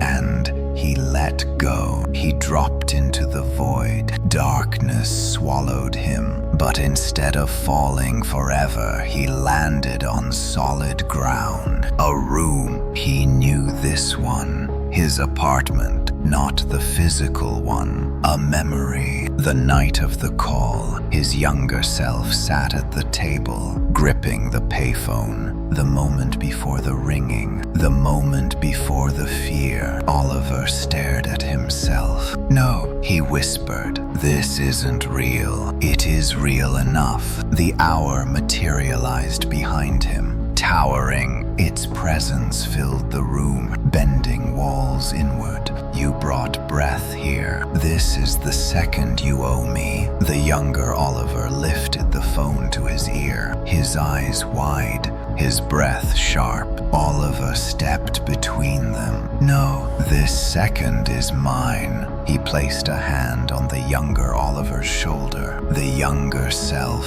froze. Time froze. The hour hissed. You cannot rewrite what has already happened. Oliver inhaled. Calm, controlled. I'm not rewriting it. He exhaled. I'm owning it. He leaned forward and whispered into the frozen phone. I end you now. The breath glowed. A brilliant, blinding light erupted from the receiver, filling the room. The hour screeched, its limbs fracturing, its head splintering into shards of failed possibilities. Stop! The room vibrated violently. The hour lunged, but its limbs dissolved before reaching Oliver. Time itself rebelled against its touch. Oliver held the breath. He held the glow. He held the moment, and the hour collapsed. Its body imploded inward, folding into a single point of dying light. The void screamed as the hour unraveled, losing the shape Oliver's fear had once given it. Its voice faded into static.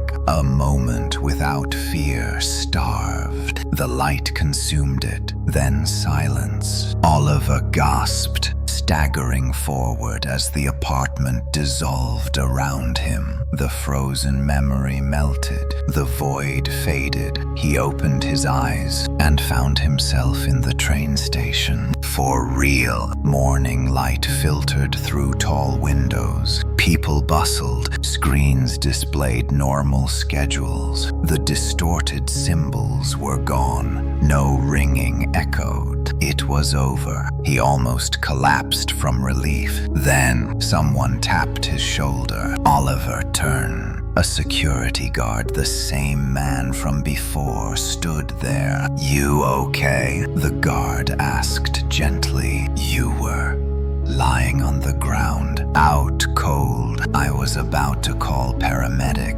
Oliver blinked. I'm fine, but the guard tilted his head. You sure? You kept whispering something. I couldn't make it out. Oliver stiffened.